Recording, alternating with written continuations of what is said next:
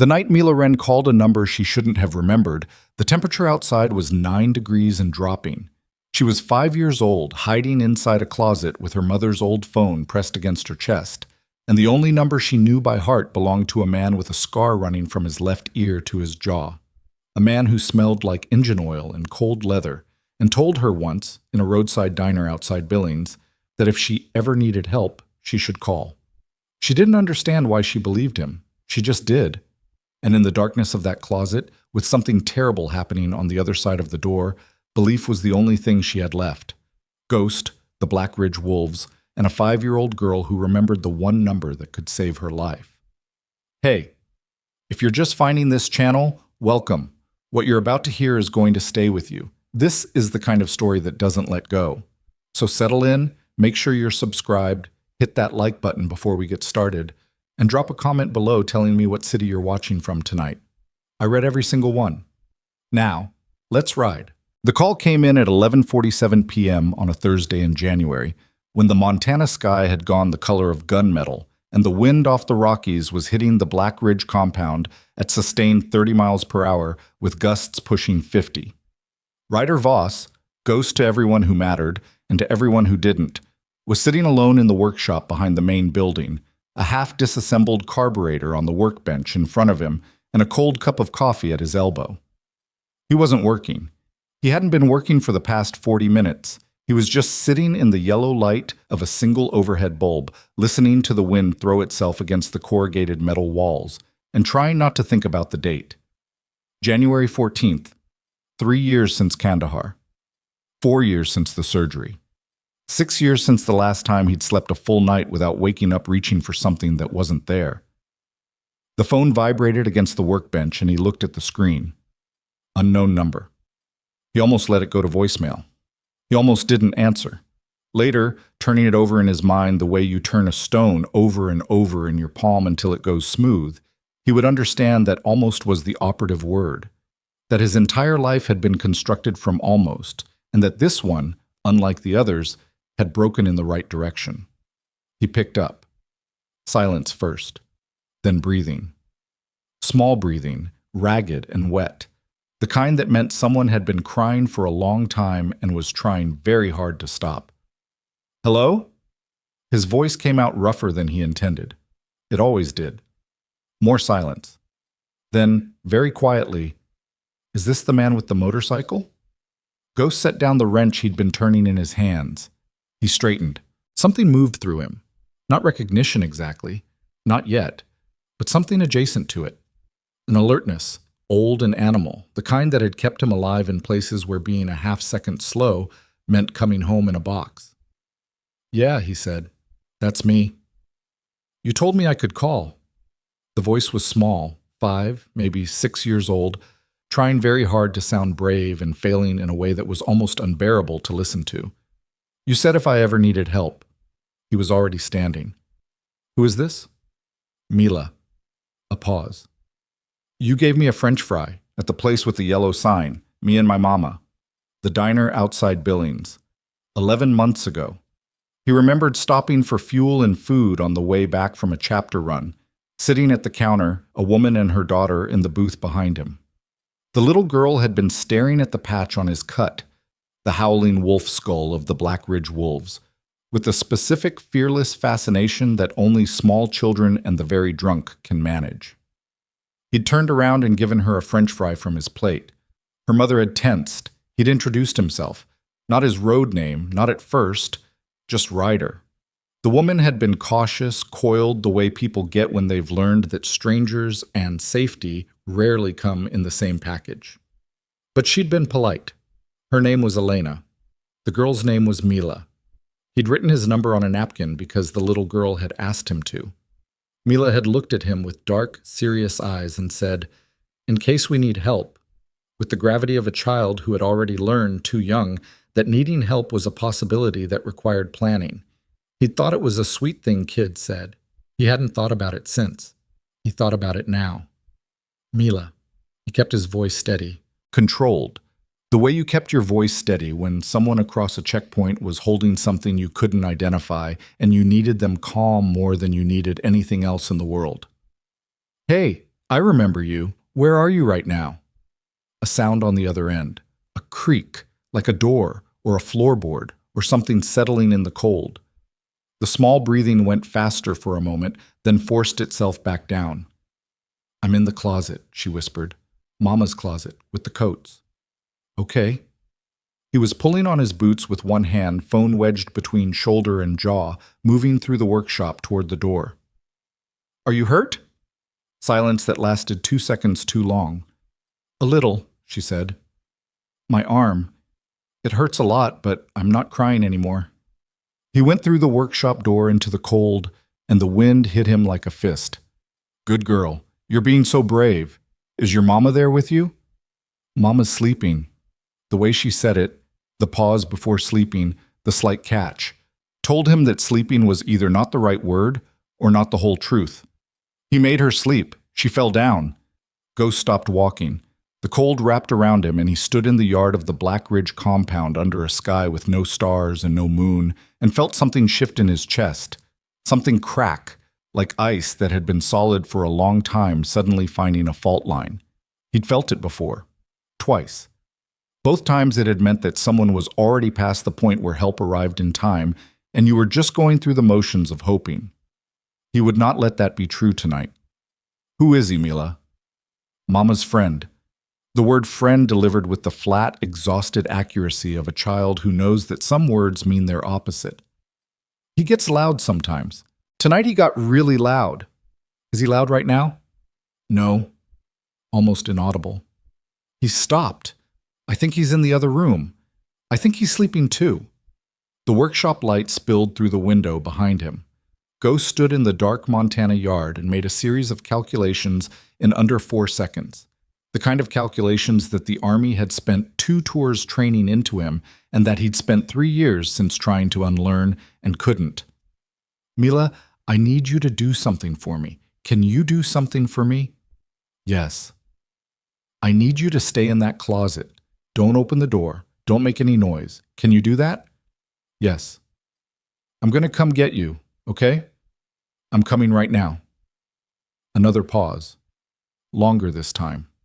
He could hear her breathing change, slow from frantic to something that was trying to be steady, and he recognized it. The sound of someone deciding to trust. It was the most frightening sound in the world because of everything it cost, and because of everything it asked of the person being trusted. Okay, Mila said. I'll wait. He hung up and was already moving toward the main building. Dex was in the common room with his boots on the coffee table and a basketball game on the TV with the sound low, because Dex lived his life with the sound low, absorbing the world at half volume in a way that Ghost had always found simultaneously infuriating and deeply familiar.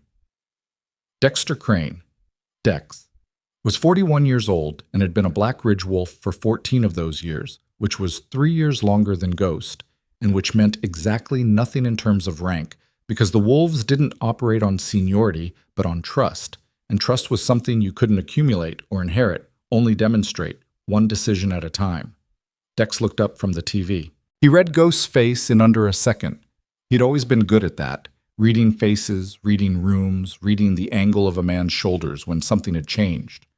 And he was reaching for his boots before Ghost said a word.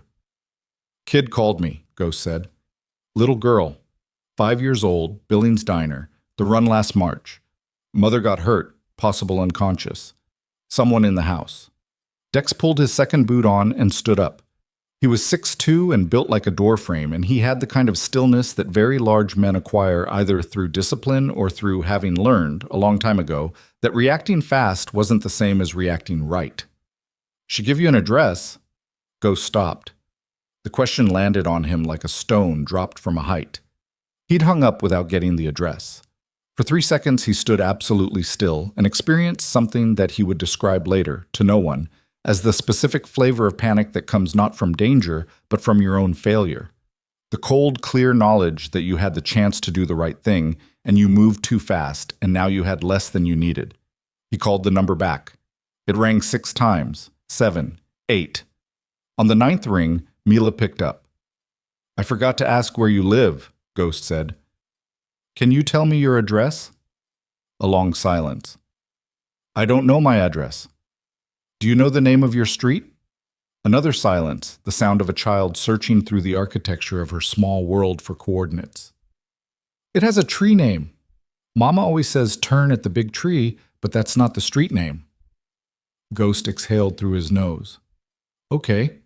What town are you in, Mila? Do you know what town? Harland, very quietly. That's where we live. Mama said we moved to Harland. Harland, Montana. Population 1,200. Ghost knew it. 73 miles northeast on roads that in January, in these temperatures with this wind, would be skating rinks with guardrails. Okay, he said. Harland. That's good. You did great.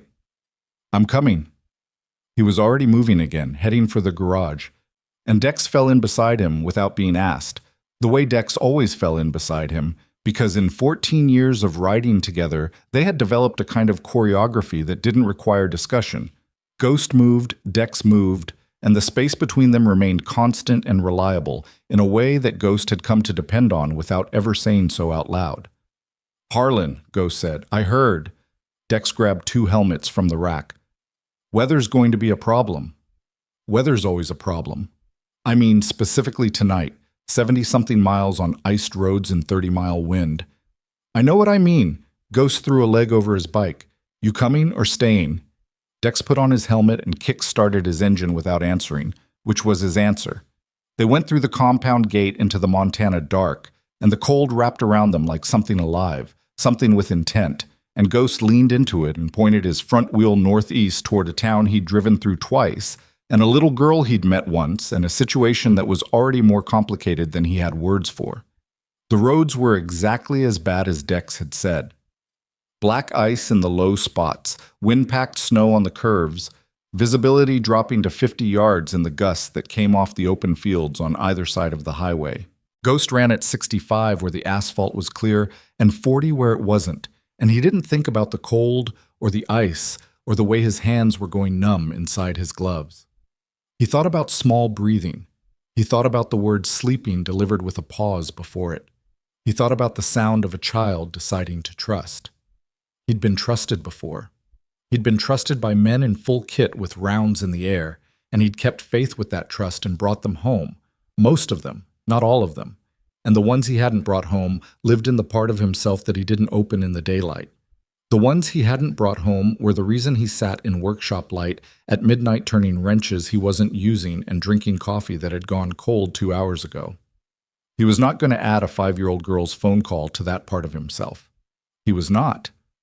Harland announced itself the way small Montana towns always did. A water tower with the name painted in letters that had been faded by a decade of sun and frost, a grain elevator, a row of sodium vapor streetlights turning the snow a color somewhere between yellow and gray. Ghost slowed at the edge of town and pulled onto the shoulder and killed his engine, and Dex pulled in beside him. How do we find her? Dex asked. Street with a tree name. Ghost pulled out his phone. No new calls. He thought about calling back, decided against it. If Mila was keeping quiet, he didn't want to risk a ringtone. That narrows it to about 6, Dex said. He pulled out his own phone. Give me 2 minutes. Dex was many things that people didn't expect from looking at him. A man of that size and that silence and that particular kind of face, weathered and scarred and closed. One of those things was a competence with logistics that had made him invaluable on every run and every operation the Wolves had run in 14 years. He was looking at a satellite map of Harland now, tilting his phone against the wind. Elm Street, Maple Avenue, Cedar Lane, Birch Road, he said. Birch Road is the longest, 2 blocks, 12 residential properties. Start with Birch. They rode through Harland slowly, no headlights on high, engine noise reduced as much as 2 cold Harley engines could be reduced, which was not much but better than nothing. The town was asleep. Every house was dark except for the occasional blue flicker of a television behind curtained windows. The cold had driven everything inside and underground, and the streets were empty and the wind moved through them like a reminder that this part of the country had been inhospitable to human life long before anyone decided to build a town on it. Birch Road was a 2-block street with a dozen houses on each side, most of them small, most of them single-story, most of them with vehicles in the driveways that hadn't moved recently enough to disturb the snow accumulation. Ghost moved slowly, studying each house, looking for something. He wasn't sure what exactly, but he'd learned to trust the specific and inexplicable knowledge that the body develops when it's been trained to locate danger. He found it at 247 Birch Road. It wasn't much. A living room light still on at 1:15 in the morning, a truck in the driveway with its hood facing out, positioned for fast departure, not for someone planning to stay the night. A slight displacement of the snow on the front walk, like something heavy had been dragged or thrown.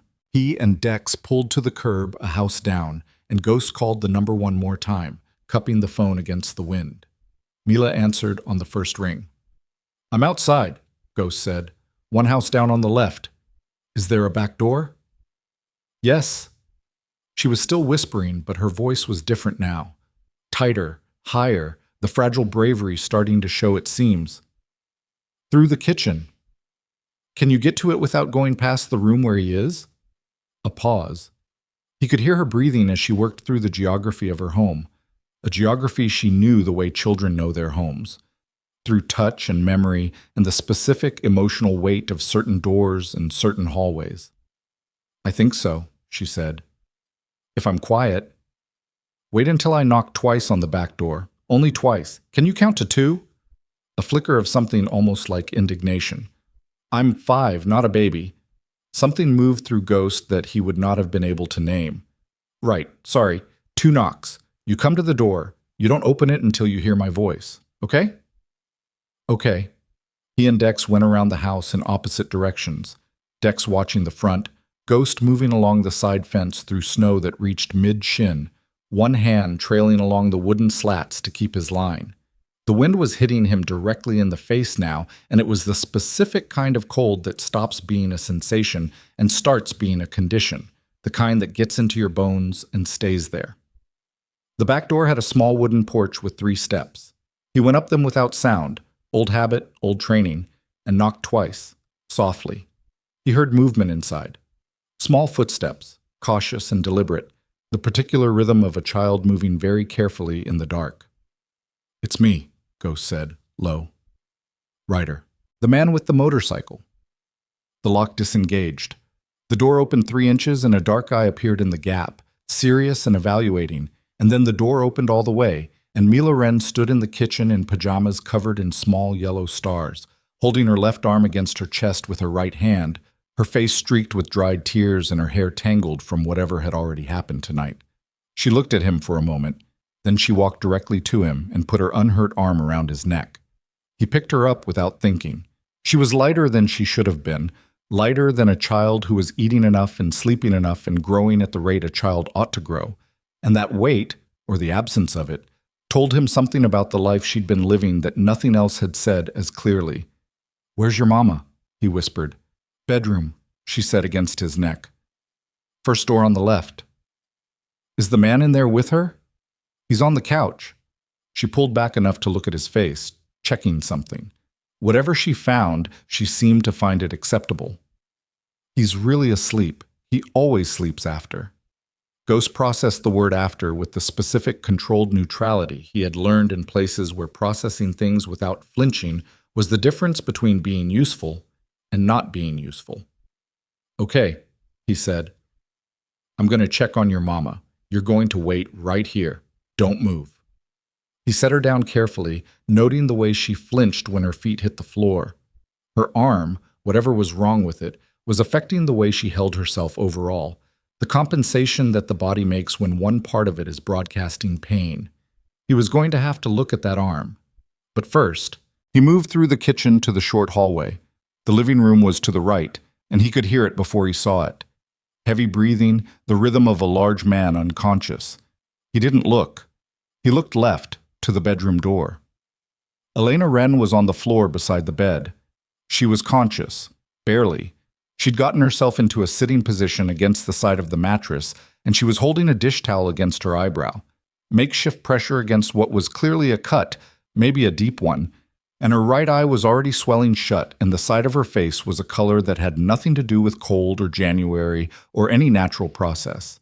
She looked up when Ghost came through the door, and her body moved before her mind did. She flinched backward, hard, a reflex that came from somewhere deep and old and practiced. He stopped moving immediately, held up both hands, palms out, empty, went very still the way you go still around something wounded. Elena. He kept his voice below a whisper. My name is Ryder. We met in Billings last March, at the diner. Mila called me. She stared at him. He watched the terror war with recognition in her one working eye. Recognition won, barely, by a margin so thin it was almost nothing. She called you, Elena whispered. Not a question. More like something she was saying aloud to make it real. She did. He moved closer, slow and deliberate, making sure she could track every movement. Can you stand? I don't. She stopped, swallowed. The dish towel against her eyebrow was soaked through. My arm. I think something's... I heard something when I fell. Okay. He knelt beside her. I'm going to help you up. Tell me if anything gets worse. She let him help her. It cost her something visible. Her face went tight and white, and she made a sound she tried to suppress and didn't entirely manage. And by the time she was on her feet, she was leaning against him with the complete and involuntary trust of a body that has run out of alternatives. Mila, she said, she's in the kitchen. She's okay. Her arm is hurt. Elena closed her eye. Something moved through her face. Not relief, not yet, but the specific anguish of a mother who has just been told that the worst has happened to her child, but not the worst possible thing, and is calculating the distance between those two truths. We have to go, Ghost said. Now, before he wakes up. My phone, There's a bag under the bed. She was already pulling away from him, moving with the careful deliberateness of someone managing serious pain. I need the bag. I can't leave without it. He would have told her they could come back for it. He would have told her that things could be replaced and people couldn't, and that every second they spent in this house was a second that the man on the couch might wake up. He would have said all of that, but something in the way she said, I need the bag, stopped him. Not the desperation. Anyone in her situation would have been desperate. It was the specificity of it, the precision, the way her voice had gone from terrified to something closer to determined, as if the bag was not a comfort object but a necessity of a different order altogether. He reached under the bed and pulled it out. It was a canvas messenger bag, worn at the strap, heavier than a bag containing only personal effects. He handed it to her. Let's go, he said. They went through the kitchen. Mila was exactly where he'd left her, standing in the center of the kitchen floor in her star pajamas. And when Elena came through the doorway, Mila went to her with the kind of care a child shows toward a parent. They have learned to treat gently, wrapping her good arm around Elena's hips, pressing her face against her mother's side, not squeezing, just holding. Elena put her hand on Mila's head and closed her eye again, and Ghost watched this and felt something in his chest that he had no language for and didn't try to find one. Out the back, he said quietly. Truck's mine. We'll get the bikes later. Dex had been watching the front. Ghost sent him a single text. Back door, come around. And 30 seconds later, Dex appeared at the kitchen door, took in the scene in a single sweep, and said nothing, which was the correct response. They moved through the backyard in the dark and the cold. Ghost carried Mila because her arm was wrong, and because the snow was deep, and because she allowed it, and Dex moved alongside Elena with one hand hovering at her elbow, not holding, not guiding, just present, just available, which was the thing that Dex was best at, and which Ghost had always found remarkable in a man who said so little. They reached the truck. Ghost kept a pickup at the compound for exactly this kind of weather, and he got Mila settled in the back seat with Dex's jacket wrapped around her while he helped Elena into the front. The truck cab was barely warmer than the air outside, but it was blocked from the wind, and that was something. Ghost pulled out of the street without lights until they were a full block away. Nobody spoke for 3 minutes. The heater ran and the snow came against the windshield in waves, and Harland disappeared behind them in the rear view. Hospital, Ghost said. It wasn't a question. No. Elena's voice was flat and immediate. He glanced at her. In the pale wash of dashboard light, her face was worse than it had looked in the bedroom. The cut above her eyebrow was still seeping through the cloth she'd pressed against it. The swelling had progressed in the 10 minutes since they'd been outside. Her arm might be broken, he said. I know. A pause. They'll ask questions. They'll call. There are protocols. And if they call, he'll know where you are. She looked at him. One eye barely functional, face a map of the last several hours. She looked at him with an expression that contained no self-pity and no request for sympathy and no expectation that he would understand. Just the flat, exhausted information of someone who has been navigating a situation that everyone else thought was simpler than it was. He has people, she said. He's not just what you think he is. Ghost kept his eyes on the road. The highway stretched out ahead of them in the beam of his headlights, empty and white and relentless. Tell me what he is, he said. She was quiet for so long that he thought she wasn't going to answer. He watched the road. He listened to Mila's breathing in the back seat. She'd gone quiet, the exhaustion of the last hours finally taking her under, and he could hear her breathing slow and deepen into something that was almost sleep. Not tonight, Elena said finally. Her voice had gone soft. I can't. I need. She stopped, started again. Please just get us somewhere safe first. Okay, he said. He drove. The Black Ridge compound sat 11 miles outside of a town called Crestfall, on a stretch of the 89 that had nothing on either side of it for miles, except aspen stands and frozen creek beds, and the occasional deer stand gone gray with weather. The compound itself, 6 buildings behind a reinforced fence, once a failed cattle operation, bought and converted by the wolves a decade ago, was invisible from the highway. You had to know where the turn was, and the turn was unmarked, and Ghost had made it 10,000 times and still didn't think of it as home. Not exactly, but as the closest approximation he had to that concept. He pulled up to the gate at 2:40 a.m. and sent the code. Priest was on gate duty. He was 64 years old and had been a Black Ridge wolf since before Ghost was a legal adult, and he had seen, in that time, things that had cured him of the capacity for surprise.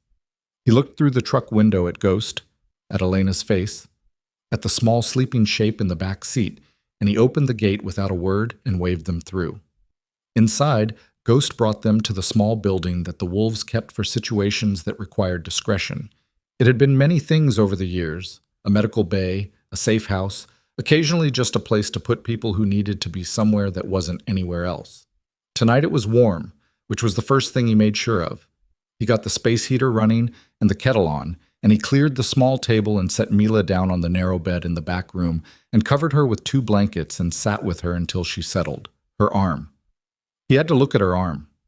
It was bad, but not the worst possible bad. The swelling was concentrated below the elbow. When he pressed gently, she whimpered even in sleep. He thought fracture, not break, but he was not a doctor, and he was not confident enough in that distinction to act on it as fact. She needs a hospital, he said again, coming back to the main room where Elena sat at the table with her hands wrapped around a mug of coffee he had made her without asking and without being thanked for it. I know. Elena's voice had changed, the flatness still there, but underneath it something exhausted was surfacing. Can you take her, without me? If I'm not there, they'll ask who I am. Tell them you're her uncle. Tell them she fell. Tell them... She stopped. The hand not holding the mug came up to press against her mouth for a moment. She'll go along with whatever you say. She's good at that, said with a quiet devastation that had nothing to do with pride. Ghost looked at this woman in the yellow light of a safe house at 3 a.m. and thought about what it meant to raise a child who was good at lying to protect adults.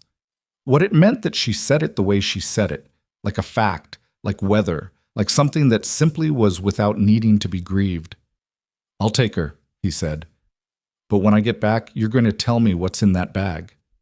Elena's hands tightened around the mug. She didn't answer. He took Mila to the emergency room in Crestfall with Dex driving and Mila awake now and very quiet, sitting beside Ghost in the back seat with her injured arm cradled against herself and her eyes moving between Ghost and the dark road outside and settling repeatedly back on Ghost. Are you going to stay? She asked, about 8 miles out. I'm going to be right there, he said. After, I mean. She was looking at him with that gravity again, the old soul evaluating seriousness that children get when they have been required to be too adult for too long. Are you going to go away after? He didn't answer immediately. He looked at her face in the dark and thought about the right thing to say and the true thing to say, and whether those were, in this case, the same thing. "No," he said. She seemed to accept this. She settled against his side, not leaning, not quite, just shifting her weight minimally toward him the way that people do when they are exhausted and need to be near something solid. At the ER, he told the story they'd agreed on. Uncle. Fell on the ice. He made it through the telling without anything visible happening to his face, which was a skill he had honed across a decade of situations that required it. Dex sat in the waiting room reading a magazine from 6 months ago and doing it with such apparent absorption that 2 nurses smiled at him. The arm was fractured. The ER doctor, young, tired, the specific worn quality of someone 7 hours into a 12-hour shift, set it carefully and put it in a temporary cast and told Mila she was very brave with the practiced warmth of someone who had said it 500 times but still meant it, and Mila looked at him with her serious dark eyes and said thank you in the tone of someone who understands that courtesy is a form of armor. On the way back to the compound, Mila slept across the back seat with her casted arm across her chest, and Ghost sat in the passenger seat and said nothing for 50 miles. Dex drove. He didn't ask any questions. That was one of the things about Dex. He drove and he didn't ask questions, and he processed the world in whatever way he processed it, and when he had something worth saying, he said it. And in between those moments, he was simply present, which was more than most people managed. 11 miles outside of Crestfall, Dex said, "The bag she wouldn't leave without." "Yeah." "I kept thinking about it." "So did I." A long silence. The highway, the dark. "What do you think is in it?" Dex said. Ghost looked out at the black Montana night and the snow-covered nothing on either side of the road and thought about Elena Wren's face when he'd reached for the bag. The way the terror had organized itself briefly into something purposeful. The way she'd said, "He has people. He's not just what you think he is," with the specific exhaustion of a woman who has been carrying knowledge that is too large and too dangerous to put down. "Something she's been keeping safe," he said. "Something more important than herself." Dex said nothing to that. There was nothing to say. They pulled back through the compound gate at 5:15 a.m., and Ghost went immediately to the safe house and opened the door and found Elena Wren at the table exactly where he'd left her, except that the canvas bag was open in front of her and its contents were spread across the table in a careful arrangement that suggested they had been organized, sorted, laid out for presentation. She looked up when he came in. She looked at Mila, still sleeping over his shoulder, then back at his face. Something in her expression shifted. Not relief exactly, but a slight reduction in the controlled, constant tension that had been in her face since the bedroom floor in Harland. "How is she?" "Fractured, casted, she'll be okay." He set Mila down on the small couch and covered her with the blanket from before. Then he turned to the table. What he saw stopped him, the way very few things stopped him anymore. Photographs. Dozens of them, 8x10 and 4x6, some printed, some taken on a phone and printed later. Documents, official-looking, municipal stamps, signatures he didn't recognize. USB drives, 3 of them, in a small Ziploc bag. A notebook with dates and names and figures in a handwriting that was small and careful and densely packed. He pulled out a chair and sat down across from her. "His name is Marcus Cole," Elena said, without preamble, without warm-up, as if she had been holding the name in her mouth for so long that getting it out was purely mechanical. "He runs a construction company in 3 counties, Tri-County Development Group, but that's—" She paused. "That's not what he actually does." Ghost looked at the photographs. He picked one up. A man he didn't recognize shaking hands with another man in front of a building he didn't recognize. He picked up another. A property deed with 2 sets of signatures. A third. A meeting in what looked like a municipal office, faces he didn't know, at least 3 of them. "What does he actually do?" he said.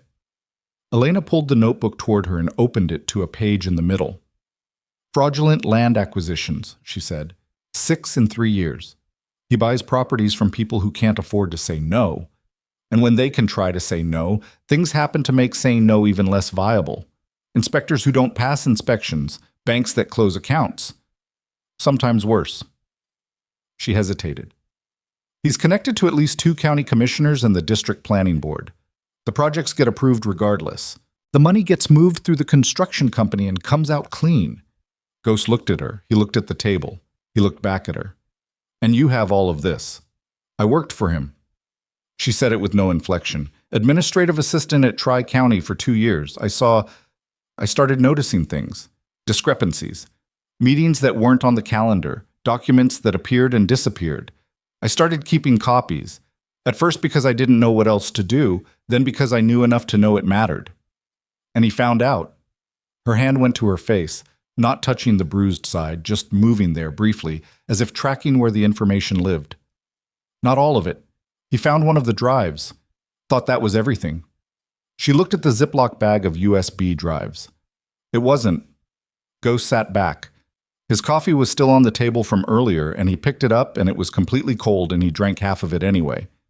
How long has the situation been like it was tonight? Tonight was different. Her voice dropped. She stopped. Reorganized. He's been threatening, controlling, but tonight something changed. I think someone told him I'd been asking questions again, someone he trusts. You have no idea who. I have some idea. She pulled another document from the pile. There's a woman, county permits office. Her name is in the notebook twice, payments that don't match any invoice. I think she reports to him. Ghost looked at the document. He looked at Elena Wren sitting across from him in the safe house of a biker compound at 5 a.m, with a cut above her eye and one side of her face destroyed, and a 5-year-old with a broken arm asleep on the couch behind him, and a table full of evidence that connected what looked like a one-man abuse situation to something that was considerably larger and considerably more dangerous. He was a biker. He was a veteran. He ran security for a chapter of an outlaw brotherhood, and he fixed engines, and he slept badly, and he sat in workshop light at midnight turning wrenches and trying not to think about January 14th, and he was not, by any reasonable account, equipped to deal with what was spread across this table. He was also, by any reasonable account, already in it. The people in these photographs, he said. The commissioners, the planning board. Yes. How high does it go? Elena met his eyes. She had the specific steadiness of someone who has already calculated the cost of what they're about to say and decided to say it anyway. The state level, she said. At least. The wind hit the building from the outside, a sustained gust that rattled the single window in its frame, and Ghost sat in the yellow light and looked at the woman across the table and understood that the phone call that had come in at 11:47 p.m. was not an emergency call about one man and one woman and one child in a house in Harland, Montana. It was something else entirely. And in the back of his mind, underneath all of it, underneath the table of evidence and the fractured arm and the drive to Crestfall and the cold road and Mila's voice saying, "I'll wait," a thought arrived fully formed, cold and certain and unwelcome. He wasn't the only person who was going to figure that out. And when the others figured it out, they were not going to come with empty hands. The sun came up over the Rockies at 7:43 a.m., and it didn't warm anything. It just made the cold visible, turned the frozen compound yard from black to white, turned the ice on the fence posts into something that glittered without beauty, turned the exhaust from the generator into a column of gray that went straight up into air, too still and too cold to move it sideways. Ghost watched it from the window of the safe house for approximately 4 minutes, then turned back to the table. Elena had fallen asleep in the chair. He hadn't noticed the exact moment it happened. One moment she'd been talking, quietly, methodically, walking him through the notebook page by page with the careful precision of someone who had rehearsed this recitation in their head so many times that delivering it had become almost automatic, and then at some point the words had simply stopped, and her head had dropped forward, and she was gone. Completely. The sleep of a body that has been running on fear for so long that when fear finally stepped back for a moment, collapse was the only thing left. He covered her with his jacket. He did it carefully, not wanting to wake her, moving the leather over her shoulders with the kind of deliberateness he used when he was carrying something he was afraid of damaging. She didn't stir. Mila was still on the couch, still breathing in the slow, deep rhythm of children who have burned through everything they had and surrendered completely to sleep. Her casted arm was resting on her chest.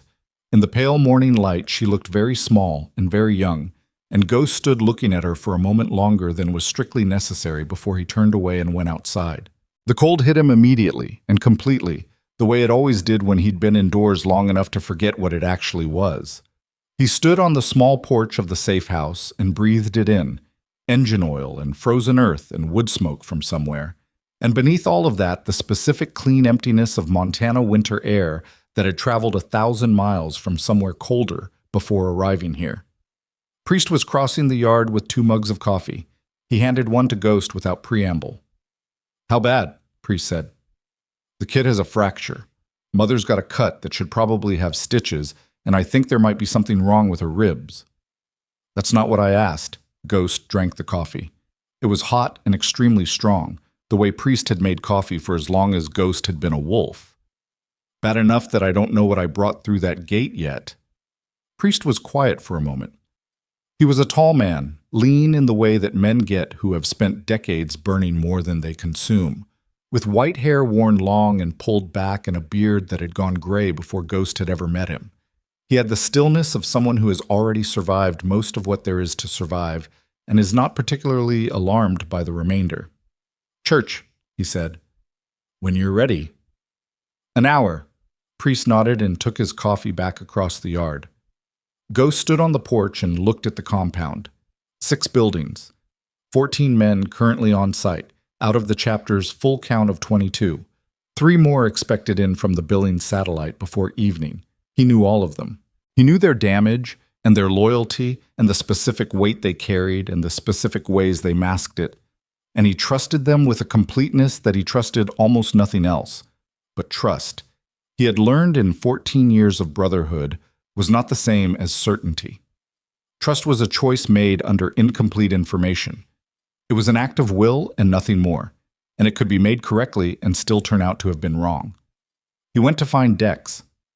Dex was in the main building's kitchen making eggs with the focused attention of someone who finds cooking restorative. He was still in last night's clothes. His hair was still pushed back at an angle from his helmet strap, and there was a smear of road grime along his left jaw that he hadn't noticed or hadn't cared about. Ghost sat at the kitchen table. "Church in an hour." "I heard." Dex moved the pan. "What are you going to tell them?" "Everything I know." "Which is still partial." "Yes." Dex was quiet. He cracked another egg and it sizzled when it hit the pan. "She give you names?" "Marcus Cole. Tri-County Development Group. At least 2 county commissioners. Someone in the state planning apparatus." Ghost wrapped both hands around his mug. "She worked for him 2 years. She has documentation going back 18 months. Photos, financial records, correspondence she copied before he found one of her drives." "Before." "She has 3 others." Dex turned from the stove and looked at him. "She's been running this operation by herself." "Apparently." Another silence. Dex turned back to the eggs. "How old is she?" Ghost thought about this. He realized he didn't know. He hadn't asked. 30, maybe? 32. Single mother. Working for the man who, Dex stopped himself. And she put together an evidence package that connects him to state-level corruption. By herself. With a 5-year-old. Yes. Huh. Dex plated the eggs and set the plate in front of Ghost and leaned against the counter. "And what does she want?" "She hasn't asked for anything. People who have something like that don't show it to strangers at 5 in the morning unless they want something.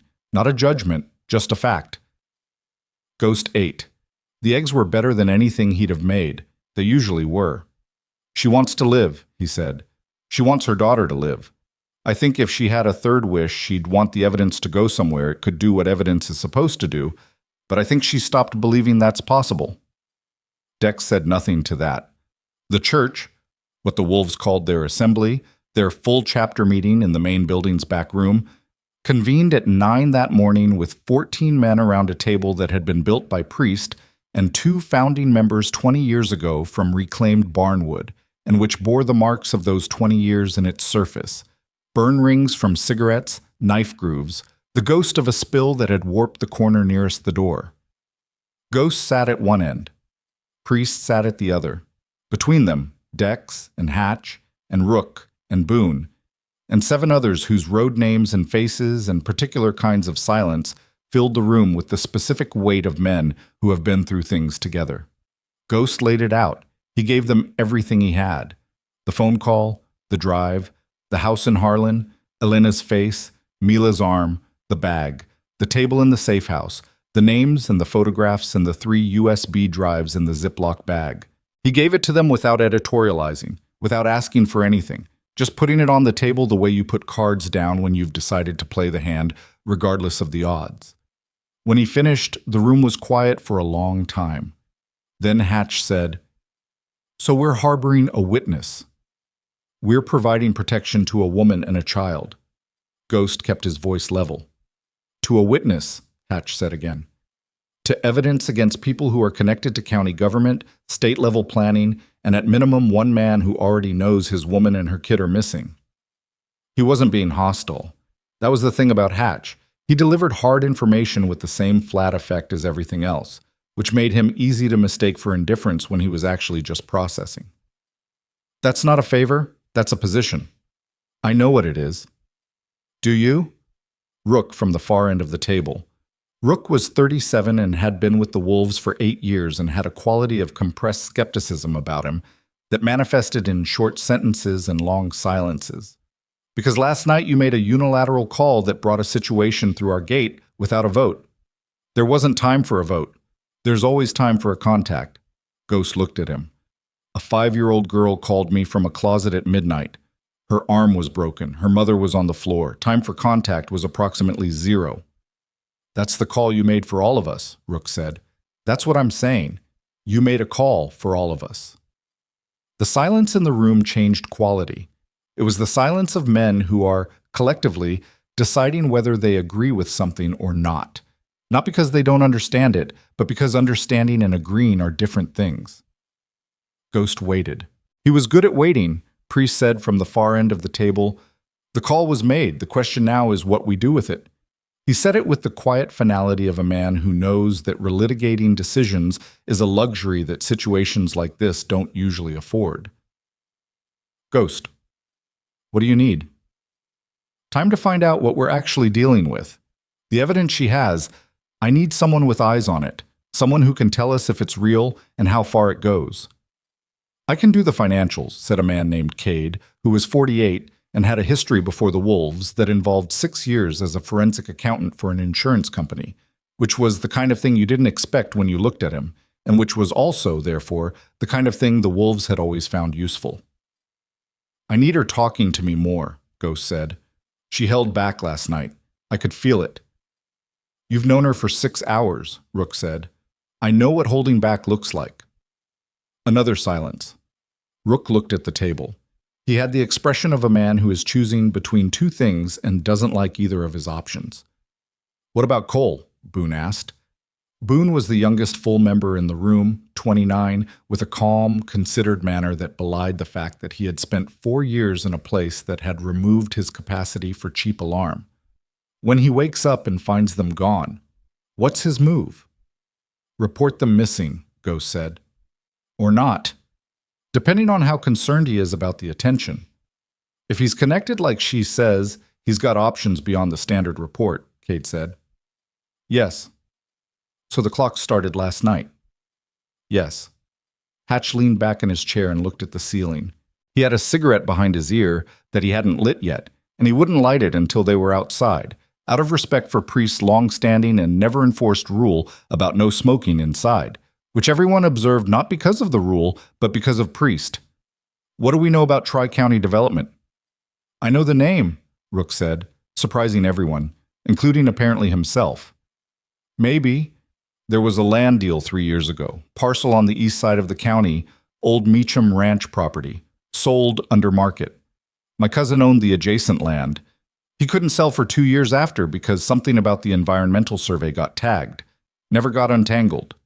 The room went very still. "Your cousin," Ghost said. "He file anything?" "He tried. County told him the survey was a state matter. State told him to go back to county." Rook's voice had changed. The flatness was still there, but underneath it something had shifted, some old and patient anger adjusting its position. It went nowhere. He sold the property eventually, took a 40% loss. Ghost looked at him. Rook looked back. That the same operation, Ghost said, or coincidence? I don't know. Rook paused. But I'd like to. Something changed in the room then. Not dramatically, not with any declaration or ceremony, but in the way that rooms change when a group of people who have been evaluating a situation from the outside move, collectively and without announcement, to the inside of it. It was invisible and total, and Ghost felt it the way he'd learned to feel the changes in rooms over 14 years of sitting in them. The church ran another 40 minutes. By the end of it, they had Cade on the financial documents, Boone and a man named Teller watching the compound perimeter on rotation, a communication blackout on anything related to this situation through unsecured channels, and an agreement, unspoken but present, that the situation was now theirs collectively and not just Ghost's alone. Rook said nothing more about the unilateral call. Ghost didn't thank him for it. He went back to the safe house at 11 and found Elena awake and standing at the window with a mug of tea that someone, Priest probably, since Priest was the only wolf who kept tea, had brought over at some point. She had washed her face. The cut above her eye had a strip of surgical tape across it, clean and precise, and he realized she'd done that herself, which meant she'd found the first aid kit in the cabinet under the sink, which meant she'd been awake and moving through the space and assessing it for longer than he'd realized. She turned when he came in. She looked at his face and then away. Mila's still asleep, she said. She needs it. Yeah. He pulled out a chair and sat. Can we talk? We talked last night. We talked around the edges last night. She was quiet for a moment. She kept looking out the window at the compound yard, at the buildings and the fence and the sky beyond it. You had a meeting, she said. It wasn't a question. Yes. About us. About the situation, which includes you. He waited. I need to know what you held back. She turned from the window. She looked at him with the one eye that was fully functional and the other that was half open and swollen, and the combination gave her expression an asymmetry that was disconcerting, like looking at two different faces simultaneously and only being able to read one of them. I didn't hold back. You did, I could tell. She sat down across from him. She set the mug on the table and put both hands around it. There's a name, she said finally, on the drives. A name that's not on any of the documents I showed you last night. He waited. He's not in county planning. He's not in the state office. She looked at the mug. He's federal, mid-level, but with connections that run in both directions. I found him 6 months ago in the correspondence. They used a code name in the emails, but I found the account it tied back to. She paused. His name is Warren Vole. He works in the Federal Land Management Office. And if he's involved, then the land acquisitions aren't just local corruption. They're part of something that it changes what can be done with the evidence, legally. It changes who can actually touch it and who can't. Ghost sat very still. Warren Vole, he said. You know the name. No. He thought about it. Should I? No. She looked at him. But Marcus did. When I found the connection, I made a mistake. I made one mistake in 18 months. I looked the name up on my work computer. A beat of silence. I don't think Marcus saw that search. I don't think his people did, but I don't know. If they did, then they know I have more than they thought, and they know I know about Vole. She wrapped her hands tighter around the mug, which means last night wasn't just Marcus losing his temper. It was someone deciding to move. The safe house was very quiet. Outside the window, a Harley fired up in the far garage, one of the guys running the morning maintenance rotation, and the engine turned over and settled into its idle, rough and low and present, and Ghost listened to it for a second the way you listen to something that is reliably itself. Why didn't you go to the police? He said. Elena looked at him with an expression that contained no impatience, no condescension, just the flat and complete exhaustion of someone who has answered this question in their own head approximately 800 times. I told you, he has people. The police. The sheriff's department in this county has 3 deputies. One of them is Marcus's brother-in-law.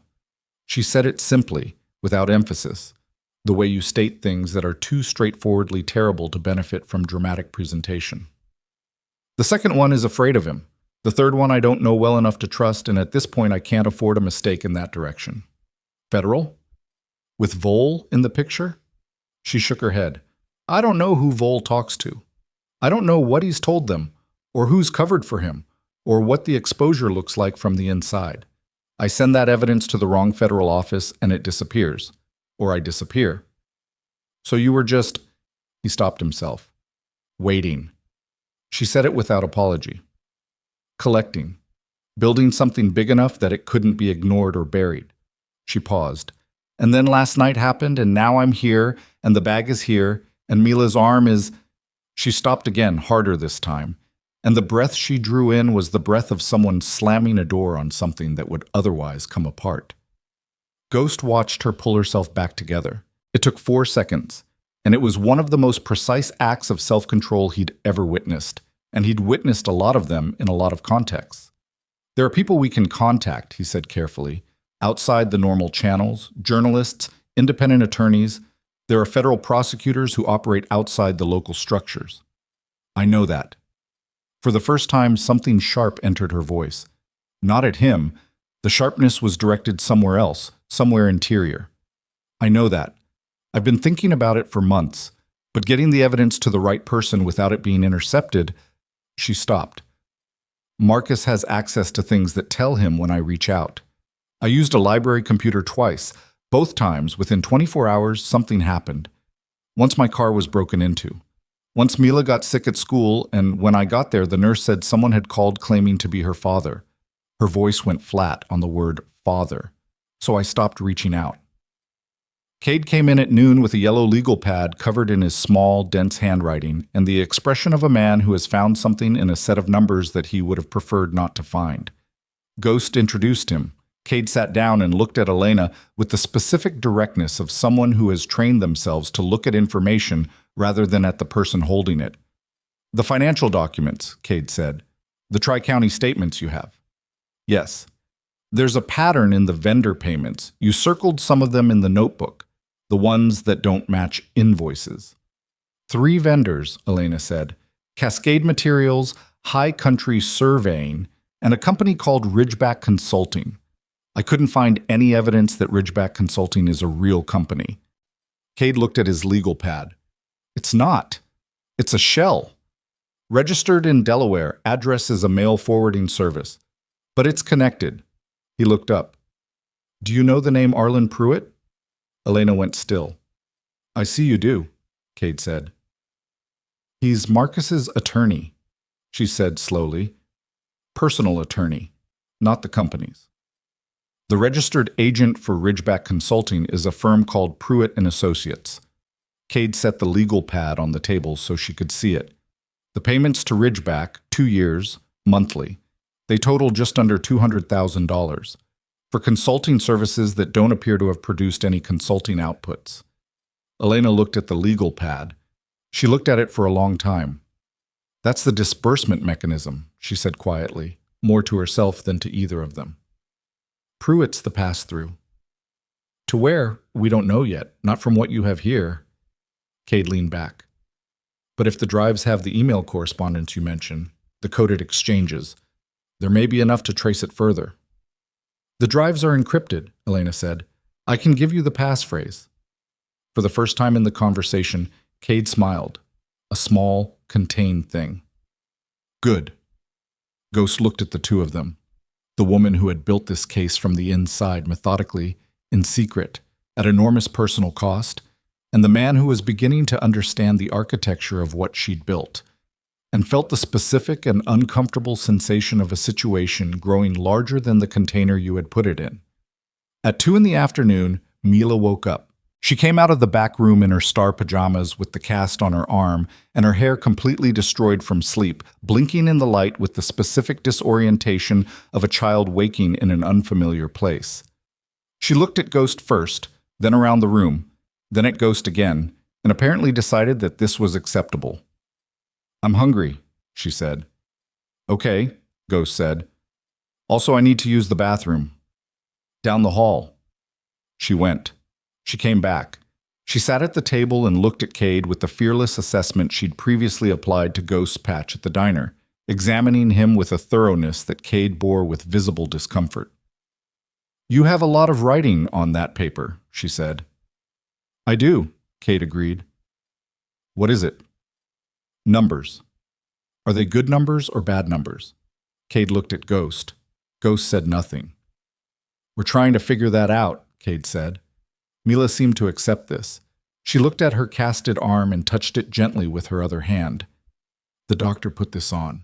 In the middle of the night. That's right. It itches. It will for a while, Ghost said. He'd gone to the small kitchen in the back of the safe house and was making a sandwich from the supplies that had materialized on the counter at some point. Priest again, probably. You want peanut butter or the other kind? What's the other kind? Cheese. Peanut butter. He made the sandwich and brought it to her, and she ate it with the focused seriousness of a hungry child, holding it with her good hand and taking deliberate bites. And in between bites, she watched him the way she'd been watching him since the closet. Like she was checking on something. Like she was confirming at regular intervals that what she'd decided to believe about him was still true. Elena came out of the back room 20 minutes later, moving more carefully than she had earlier. The ribs, Ghost thought, stiffening with the cold and the hours. She saw Mila at the table, and her face did something complicated and private, a quick pass of several things at once: relief, guilt, love, and something that might have been grief for the specific context in which her daughter was sitting in a safe house in a biker compound eating a peanut butter sandwich at 2 p.m. She sat beside Mila. She put her arm around her. Mila leaned into her without interrupting her eating. We're okay, Elena said quietly. It was unclear who she was saying it to. Ghost's phone buzzed. He looked at it. Boone, from the perimeter detail. 2 vehicles on the 89, slowed at the turnoff twice, didn't come in, moving again now. He read it twice. Then he forwarded it to Dex and stepped outside. The wind had picked up again in the early afternoon, coming out of the northwest now, carrying ice crystals that weren't quite rain and weren't quite snow, but hit your face with the specific unpleasantness of something that hadn't decided what it wanted to be. Ghost stood on the porch and called Boone. Plates? He said. First one was a rental. Couldn't get the full plate on the second. Dark sedan, moving at speed. They slowed right at the junction and then accelerated, both times. Same vehicles, both passes? I think so. Can't be certain on the sedan. Ghost looked out at the compound perimeter. The fence, the gate, the aspen trees beyond it, stripped and gray in the winter light. The 89 was 400 yards from the gate, screened by the tree line, invisible from here. He could hear it sometimes in good conditions. Engine sounds carried funny in the cold. Today with the wind, he couldn't hear anything. Keep watching, he said. Any movement on the property itself, I want to know before it's 20 feet from anything. Copy. He went inside and found Dex in the common room and showed him the message. Dex read it. He set his coffee down. Fast. Too fast, Ghost said. She was gone, what, 12 hours? Less. He woke up, she was gone, kid was gone. If he's connected the way she says, he makes a call. Someone's already on it. Dex rubbed the back of his neck. Ghost, if they've connected her to us, we were careful last night. Were we? Ghost thought about the drive. 2 bikes, then the truck on roads with no traffic. Harland at 1 a.m. with every house dark. He'd been careful. He was always careful. But careful was relative. Careful meant you'd done everything you could think of. It didn't mean you'd thought of everything. I need to talk to Elena, he said. He found her back at the table with the notebook open in front of her, and Mila on the couch in the back room, apparently having been convinced to watch something on the small TV that someone had produced from somewhere. He could hear the tinny sound of a cartoon through the half-open door. He pulled up a chair and sat close enough to keep his voice low. We may have a problem, he said. She looked at him. Vehicles on the highway. Slowing at the turnoff. It might be nothing. It's not nothing. She said it without hesitation, without the moment of denial that people usually needed. She'd apparently moved past denial some time ago. How did they find this location? Unknown, Might not be connected yet. Might just be a general search pattern in the county. He held her gaze. Is there anything that connected you to us? Before last night? She was quiet. Elena. The napkin, she said. The one with the number. I kept it. She looked at the table surface. In my wallet. He could have found it. He goes through my things. Yes. A pause. But that's just a number, not a name, not a location. A number can be traced. Ghost kept his voice even. With the right resources and the right people in the right offices, a phone number traces to a name and a name traces to an address. He paused. How many people with the right resources does he have? Elena didn't answer. She didn't need to. At 4 in the afternoon, Rook came to Ghost in the garage where Ghost had retreated to do something mechanical, something that had a defined problem and a defined solution. Because the alternative was to sit with the weight of the growing situation in a room, and he was not good at that, had never been good at that, had spent years constructing his daily life around the avoidance of precisely that kind of unstructured time in which the weight could find him. Rook leaned against the workbench. He had his hands in his jacket pockets, and his jaw was doing the thing it did when he had something to say that he hadn't figured out how to say yet. Ghost kept working. He was reassembling a throttle body that didn't need reassembling. He knew it didn't need reassembling. He was doing it anyway. My cousin, Rook said finally. I called him. Ghost looked up. I called him and I asked him about the land deal, about who he talked to, what offices, what names. Rook pulled his hands out of his pockets and looked at them. The name he had for the county contact, the one who kept sending him back and forth, was a woman named Darla Cross. Permits and planning. He paused. That name in the notebook? Ghost thought about Elena's description. Someone in the county permits office. Her name is in the notebook twice. Maybe, he said. Similar enough to check.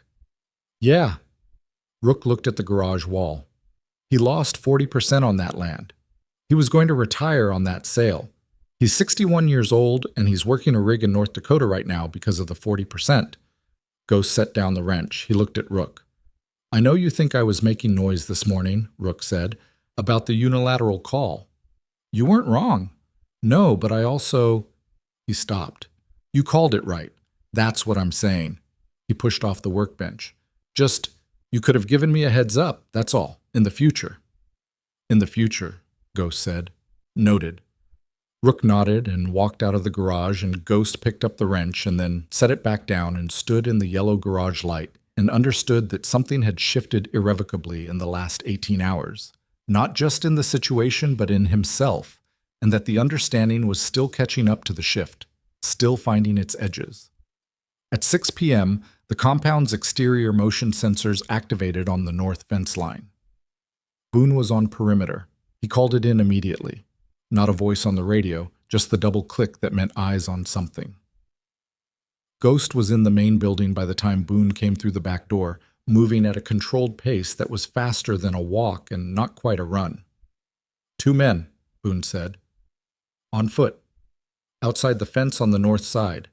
They came through the tree line, and they went back into the tree line when the sensor tripped. They weren't trying to hide the crossing, and I think they wanted us to know they were there. The room was very quiet. Did they have anything? Ghost asked. One of them had a phone. He was taking photos. Photos of the fence, photos of the compound layout, photos of what they could see of the buildings from outside the perimeter. Not a break-in attempt. Not yet. Something else. Something that said, we found you, and we want you to know we found you, and now we're going to give you some time to think about what that means. Hatch said, that's a message. That's an invitation, Dex said. He was standing in the doorway with his arms crossed and his face doing nothing at all. They want Ghost to bring the woman out, or send her out. They think if they let us know they're watching, we'll want the situation off the compound fast enough to do something stupid. Maybe they're right, Hatch said. Not hostile, just precise. This stops being a temporary harbor situation and starts being a siege situation. That's a different conversation. It's not a siege, Ghost said. Not yet. Ghost looked at the room.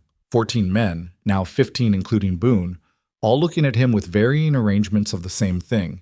Not uncertainty, because the wolves didn't traffic in uncertainty when it came to standing ground, but a collective awareness that the ground had shifted and that new information was required to calibrate correctly. He went to the safe house. Elena was standing when he came in. She'd heard something. Maybe the sensor alarm, maybe just the change in the compound's ambient activity, the way sound and movement patterns shift when 20 men recalibrate simultaneously. She was standing in the middle of the room with the canvas bag in her hands and her face closed down and controlled. "They're here," she said, "outside the fence, not inside." Yet. She looked at him. "I should go." "Where?" "Away from here. If I'm not here, they don't have a reason to." "They already photographed the compound," Ghost said. "They know you were here. Where you go next is not going to unring that bell." She stood very still with the bag in her hands and looked at him, and he could see her thinking, working through it with the systematic, exhausted competence that she brought to everything, calculating odds, weighing outcomes, finding the least bad option. "The drives," she said. "If they get the drives, everything I have is gone. Everything." "Then we make sure they don't get the drives." "You can't promise that." "No," he said. "I can't." She lowered the bag. She looked at the back room where Mila was watching cartoons, then back at him. The expression on her face was the expression of someone who has been making impossible calculations for a very long time and has just arrived at a calculation that is more impossible than all the previous ones combined. "There's something else," she said. Her voice had dropped to just above nothing. "On the drives. Something I haven't told you yet." Ghost waited. "There's a property. 40 acres 12 miles northeast of here. It transferred through Tri-County 8 months ago. The purchase went to a holding company, but I traced the holding company back." She paused. "The beneficial owner of the holding company is a man named Dale Cross, Darla Cross's brother." Another pause. "Dale Cross is on the board of the Crestfall County Sheriff's Department's Community Advisory Committee." Ghost stood in the middle of the safe house and understood what she was telling him. The Sheriff's Department that would have jurisdiction over any report of trespassing on the Black Ridge compound's perimeter.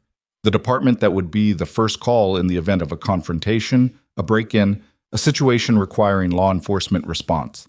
The department that was, directly or indirectly, compromised. "Who knows?" he said. "Nobody! Until right now." Outside the window, the wind picked up and the tree line beyond the fence shook, and Ghost looked at the darkening Montana sky and understood that the call that had come in at 11:47 p.m. the night before had not been an emergency call. It had been the beginning of something that he was still only partially able to see, and in the compound's north perimeter, invisible in the tree line, someone with a phone full of photographs was already sending them somewhere, to someone who was already making the next decision.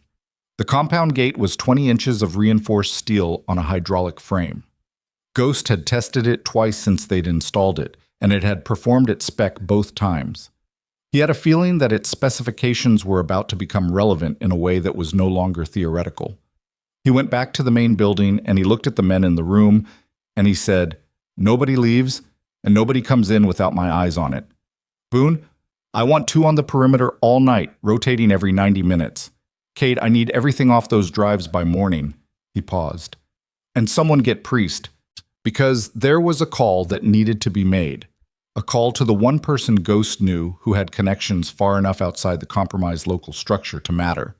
And he couldn't make it on any channel that might already be compromised, and Priest was the only man in the compound who still maintained the old methods, the ones that left no digital trace because they predated the digital world entirely, and right now old methods were the only kind that Ghost trusted. Priest appeared in the doorway. Ghost looked at him. "I need to reach out," he said. "Off channel. Completely dark." Priest looked at the room, looked at Ghost. Something in his face, and not surprise, just a kind of ancient, tired recognition, the face of someone who has seen situations arrive at this particular juncture before and knows what the juncture means. "I know someone," Priest said. "I know you do." "Using that contact," Priest said slowly, "is a door. Once it's open, I know what it is." A pause. "Then let me make the call," Priest said. He turned toward the back of the building, toward the room that nobody used for anything because it was Priest's room, had always been Priest's room, filled with things from a life that he never discussed, and that the wolves had collectively and without discussion agreed was not their territory to enter. Ghost watched him go, and somewhere in the compound safe house, on a narrow couch in the back room of a building that smelled like machine oil and old wood, a 5-year-old girl with a star-covered cast on her left arm was watching a cartoon she'd never seen before in a place she'd never been before, surrounded by men she didn't know, in the middle of the coldest night Montana had offered in 3 years. And she was waiting, because she had already decided, in the irreversible and absolute way that children decide things, that the man with the motorcycle was going to come back. She was waiting, and Ghost did not know yet that the contact Priest was about to reach, the one phone number written in Priest's handwriting in a book that had never been photographed or copied or discussed, belonged to a federal attorney named Vivian Cross, who was, by a coincidence that was not a coincidence at all, the sister of the woman who had been running the permits office, and who had been building her own case from the other direction, for Priest was in his room for 11 minutes. Ghost stood in the hallway outside and listened to the silence inside it and counted the minutes the way he'd learned to count them in places where 11 minutes was the difference between a situation you could still manage and one that had already managed you. He didn't pace. He didn't put his hand on the door. He stood with his back against the opposite wall and his arms crossed and his eyes on the floor, and he waited. When Priest came out, his face was the same as it always was. The long, weathered calm of a man who had made decisions at sufficient cost that individual decisions no longer registered on his surface. But something in the set of his shoulders was different. Something in the way he closed the door behind him, carefully, like closing something you intended to open again. "She'll call back in 20 minutes, Priest said. "She needs to verify the contact chain first." "She," Ghost said. "Vivian Cross." Priest looked at him. "Federal Attorney. Organized Crime and Public Corruption Division, Helena Field Office."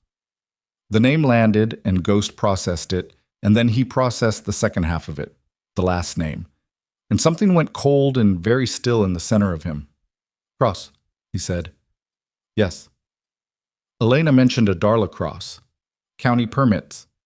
Connected to the land transfers. Darla is Vivian's sister. Priest said it the way he said everything, without inflection, without drama, a simple information requiring acknowledgement before it could be moved past. They haven't spoken in 2 years. That's what Vivian told me just now. 2 years of nothing, and she told me that first before anything else, which tells you something about where she is with it. Ghost stood in the hallway and looked at the wall and thought about a woman in the permits office who had been running interference for a corruption network, and a federal attorney in Helena who hadn't spoken to her sister in 2 years, and the evidence on 3 encrypted drives that connected them both, however differently, to the same operation. "Does Elena know?" he said. "Does Elena know that the federal attorney we're about to contact is the sister of one of the people named in her evidence?" Priest looked at him with the specific patience of someone waiting for a man to hear himself. "No. We need to tell her before the call." "Yes," Priest said. "We do." Ghost went to the safe house.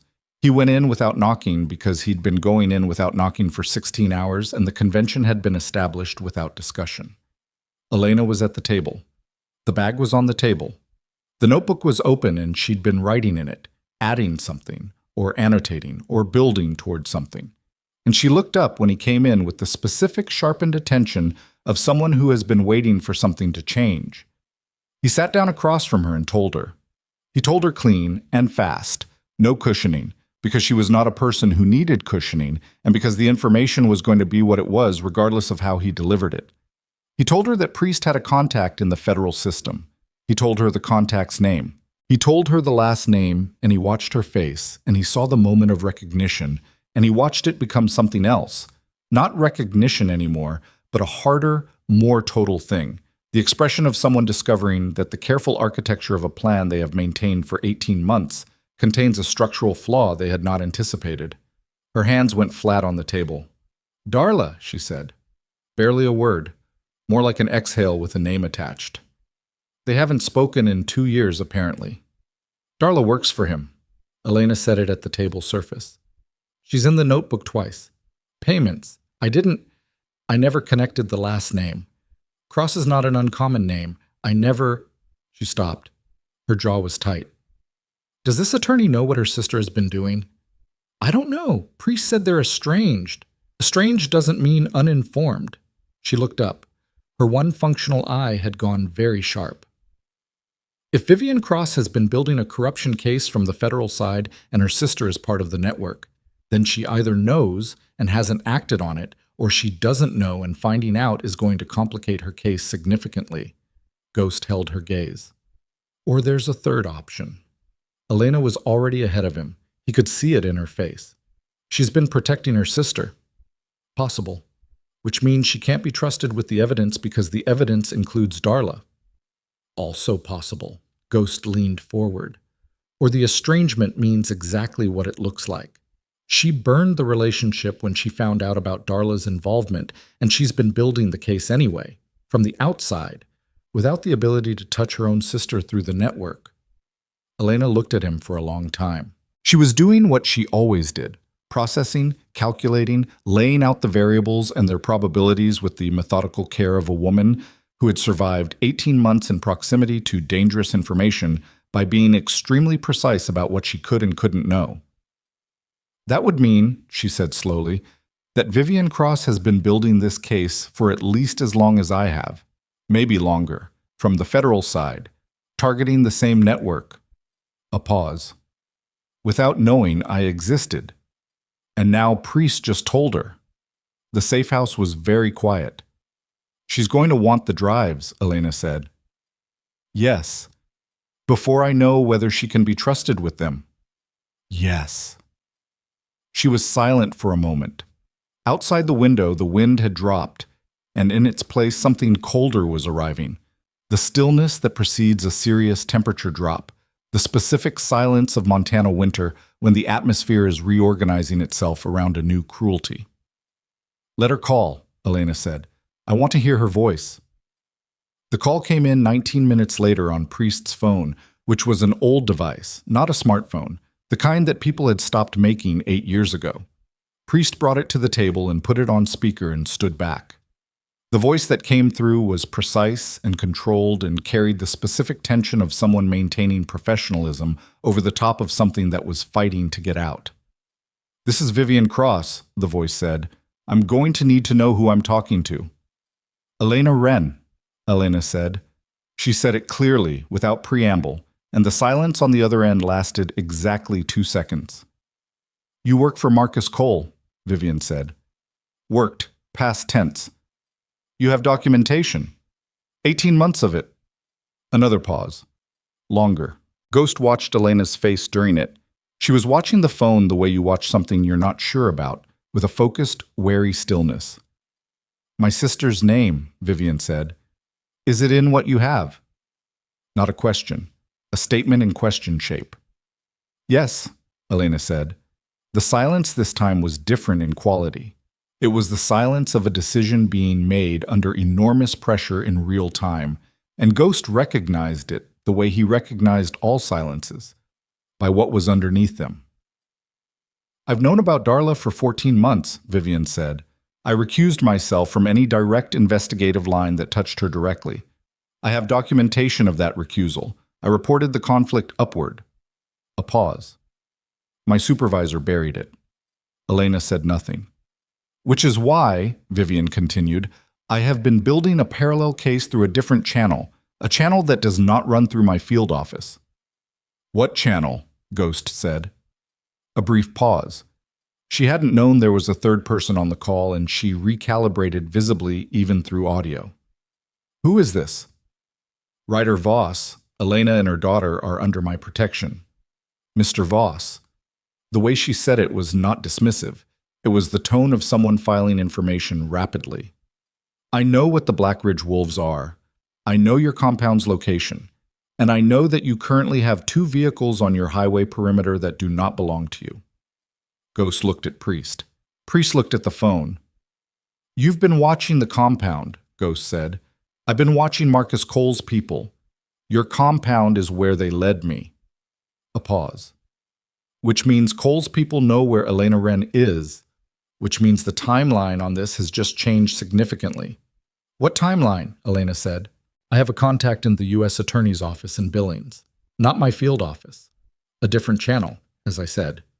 I have been moving evidence toward him for 6 weeks. If Elena's documentation is what it sounds like, it fills the gap I've been unable to bridge. A pause. I need the drives. You need to come here, Ghost said. That's not... You come here, Elena reviews the situation in person, and we make a decision together about how the drives move. He kept his voice even. You don't get them handed off through a channel I can't see. Not with Cole's people already on the perimeter. A longer silence. I can be there in 4 hours, Vivian Cross said. If I move now. Move now, Ghost said, and Priest ended the call. Ghost stood up and went to the window and looked out at the compound yard. The night was coming in fast now, the way nights came in during Montana January. Not gradually, but all at once, like a decision. The yard lights had come on automatically, and they threw yellow pools on the snow-covered ground and made the darkness beyond the fence look absolute. His phone buzzed. Boone. Perimeter. Sedan came back. Parked on the shoulder of the 89, engine running. Been there 12 minutes. Ghost stared at the message. 12 minutes. They weren't being subtle anymore.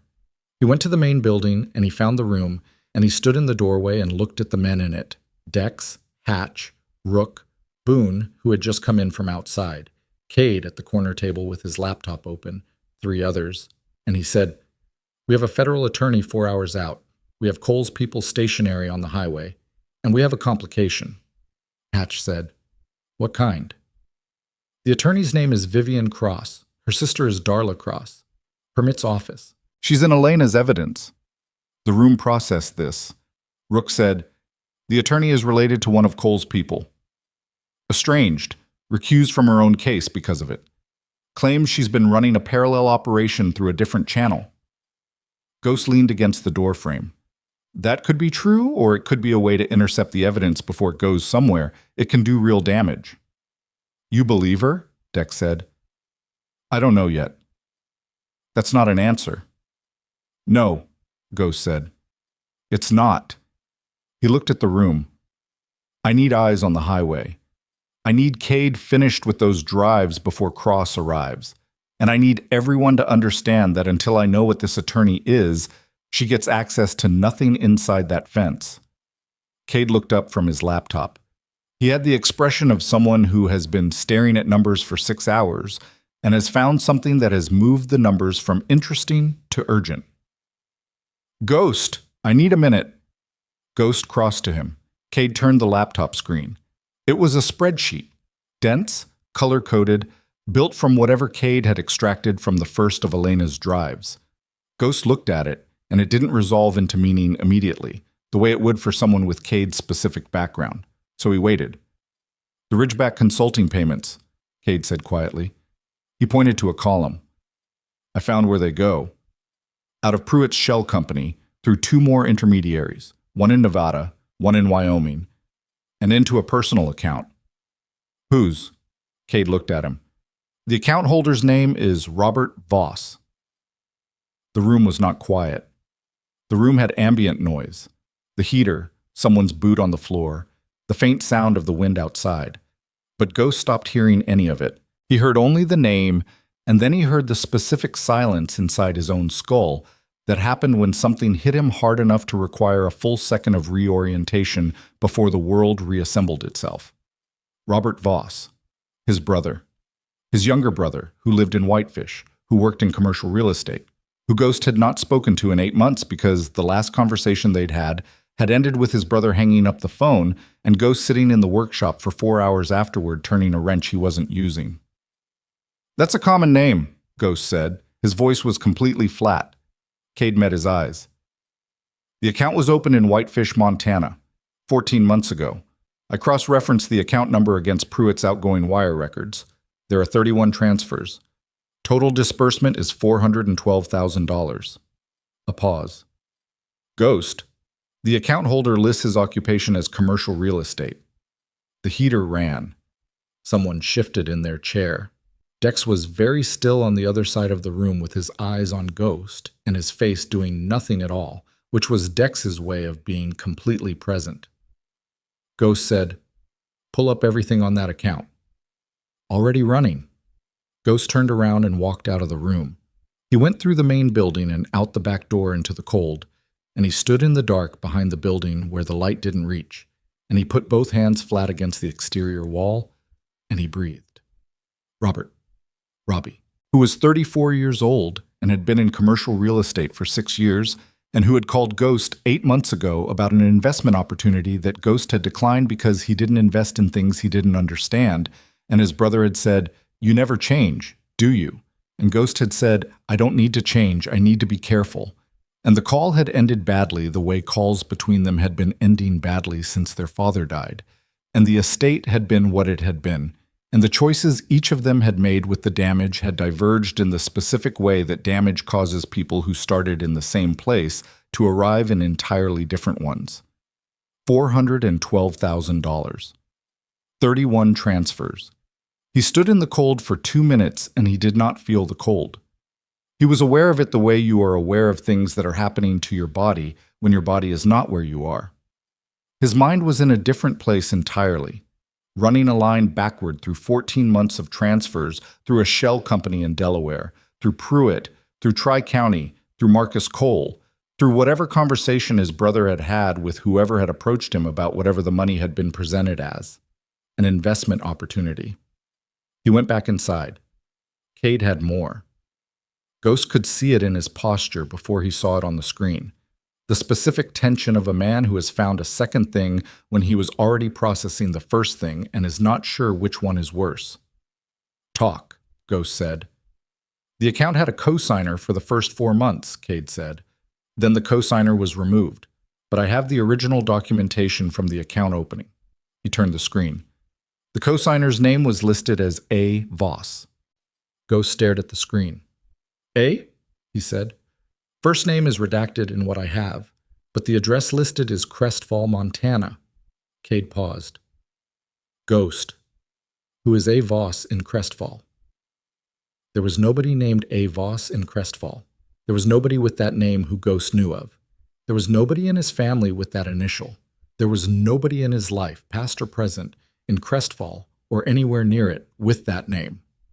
Except the thought arrived the way the worst thoughts always arrived, not as a gradual realization, but as a completed fact that had been true for some time and was only now being acknowledged. It arrived with a physical component, a tightness in the chest that was not pain but was adjacent to it, except that his mother's maiden name had been Avery, and his mother had died 11 years ago. Officially. He had identified her body. He had stood in a hospital hallway in Great Falls, and he had looked through a window and he had said, "Yes, that is my mother," and the man in the institutional jacket had written something on a form, and that had been the last official interaction Ghost had ever had with that fact. Except, he went to Priest. He found him in his room, which he had never entered in 14 years, and Priest looked up from the chair he was sitting in with a book he wasn't reading and looked at Ghost's face and closed the book. "Tell me," Ghost said, "about the contact chain, the one you used to reach Vivian Cross. Who gave you her number?" Priest was quiet for a moment. Just a moment. "An attorney I worked with 20 years ago, David Wren." He said it simply. Watching Ghost. Ghost heard the last name and processed it. "Wren," he said. "Elena's father," Priest said. "He was an attorney who worked corruption cases. He died 6 years ago. Before he died, he gave me 2 numbers and told me to use them if I ever needed to reach someone who could be trusted with evidence of this kind." He paused. "Vivian Cross was one of the numbers." "And the other," Ghost said. Priest looked at him with the ancient, weathered steadiness of a man who has been carrying something for a long time and has just been asked to put it down. "The other number," he said, "is one I've been sitting on for 11 years, because the person it belongs to asked me to keep it private, specifically from you." The book sat closed on Priest's knee. Outside, the wind had come back, low and sustained, pressing against the walls of the compound, with the patience of something that has nowhere else to be. "Her name isn't Avery," Priest said. "She goes by Anne. She moved to Crestfall 8 years ago. She's been—" He stopped. She found out about the land operation 3 years ago, property adjacent to hers. She went to Robert because she thought he might have connections that could help. Ghost stood in the doorway of Priest's room and understood three things simultaneously, and the understanding was not sequential. It arrived all at once, complete and crushing. His mother was alive. She had been alive for 11 years, and she had, in trying to solve a problem she didn't understand the full dimensions of, handed his brother to the people who were currently surrounding the Black Ridge compound with vehicles and tureiras and whatever came next. She's in Crestfall right now, Priest said, 8 miles from here. Ghost turned around and walked out, and the door to Priest's room was still open behind him, but he didn't go back to close it, because the thing that was happening in his chest was using all available capacity, and there was nothing left for small gestures. Dex was in the hall. He had clearly been in the hall for some time. He looked at Ghost with the straight, steady attention of a man who is prepared to receive any information and respond to it without flinching, which was the thing Dex did best in the world, and which Ghost had relied on for 14 years without ever saying so. "My mother is alive," Ghost said. "She's in Crestfall. She co-signed an account with my brother that was part of the disbursement chain for Cole's operation. She didn't know what she was signing, and now she's 8 miles from the people who are going to figure that out." He said it the way he said things in the field when there was no time, flat and fast and complete. "Priest should have told me," Dex said. "Yeah. 11 years. Yeah." She asked him not to. "I heard." Dex didn't move. "What do you need?" Ghost looked at the wall. He thought about $412,000. He thought about a co-signer removed from an account after 4 months. Removed because she'd found out what she'd signed, probably, or because someone had decided it was cleaner to have her off the documentation. He thought about what happened to people when they became a loose connection to something they didn't understand, and the people managing that something decided that loose connections were a liability. "I need to get to her before Cole's people do," Ghost said. "You leave this compound right now. You're walking out into whatever is on that highway." "I know." "By yourself." "Not by myself." Ghost looked at him. Dex was already pulling on his jacket. "How far out is the attorney?" 3.5 hours now. We need the compound solid until she arrives. That's Hatch and Rook and the others." Dex moved toward the garage. "You and me. 15 minutes. 10. 10. They went through the garage and Ghost pulled the tarp off the bike in the third bay. Not his usual road bike, but the one he kept for weather, the older frame with the wider tires and the engine that had been rebuilt twice and ran cold without complaint. He checked the fuel. 3/4. Enough. He went back to the safe house once. He went in and Elena was at the table and Mila was at the table with her now, leaning against her mother's arm, and the two of them looked up at him and the tableau of it, mother and child at a safe house table at 8 p.m. with everything that was wrong outside the fence and everything that was fragile inside it, hit him in a place that hadn't been accessible for a long time. "I have to go out," he said. Elena looked at him. She read his face. "Something happened. Something changed. You and Mila stay in this building. Hatch is outside, but big man, gray beard, he'll know Priest sent him. Don't open this door for anyone else." He looked at Mila. She was looking back at him with her dark, serious eyes and her casted arm on the table. "I'll be back before the attorney gets here." "You don't know that," Mila said. It stopped him, the directness of it, the refusal to accept comfort that wasn't true. He crouched down to her level. "You're right," he said. "I don't know that for certain, but I'm going to try very hard." Mila looked at him for a moment. Then she put her good hand on his forearm and she said, "Be careful of the ice. The roads are slippery when it's this cold." Something moved through him. He covered her hand with his briefly, 1 second, and then he stood up and he looked at Elena, and Elena was looking at him with an expression that contained too many things for him to catalog, and he didn't try. "The drives," he said. "If anything happens before I get back, Cade has a copy on his laptop. The originals stay with you." She nodded. He went to the garage. The gate opened and he and Dex rode out into the Montana dark, and the cold hit him immediately, 9 degrees and dropping, the same cold that had been present at the beginning of all of this. The same cold that had been there when a 5-year-old girl called a number she shouldn't have remembered from inside a closet. He leaned into it, and he pointed the bike toward Crestfall, and behind him the compound gate closed and the hydraulic lock engaged with a sound that he felt more than heard, a solid and final sound, and he did not look back. On the 89, 300 yards ahead of where the junction would have shown them the compound turnoff, a dark sedan sat on the shoulder with its engine running and its lights off. Ghost saw it before it could react to him, and he was past it at speed before the driver had time to do more than register 2 bikes moving northeast, moving away, which was the wrong direction to be interesting. But as he passed it in the dark, he saw, in his peripheral vision, the driver's face turned toward him. And in the specific and paranoid competence that 14 years of operating in contested spaces had built into him, he saw the driver raise something to his face. Not a phone. Something smaller. Something that didn't need pointing at a screen. A radio. He was already telling Dex through the intercom system wired into both their helmets. "We're made. Whoever's at the compound, call it in." He heard Dex key his own comms to Hatch at the compound, and he didn't listen to what was said because he was calculating speed and distance and the specific geometry of 2 bikes on an open road being reported on a radio to someone who had more vehicles somewhere, and the mathematics of it were not comfortable. He rode faster. Crestfall was 8 miles, 7, 6. The highway unrolled in front of him in the thin beam of the headlight, and the cold pressed against him from every direction, and he was thinking about his mother. About the specific construction of that thought, his mother, a phrase he had not used in 11 years except in the past tense, except as a completed fact, a thing that had happened. And underneath the thinking was something he had no name for, something that was not anger, not yet, but contained the same heat. 5 miles out, his phone buzzed in the inside pocket of his jacket. He couldn't read it at speed. He rode. 4 miles out, Dex came over the intercom.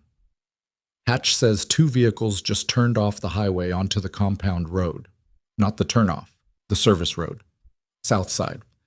There's a service road entrance that's not on the gate system." Ghost had known about that entrance.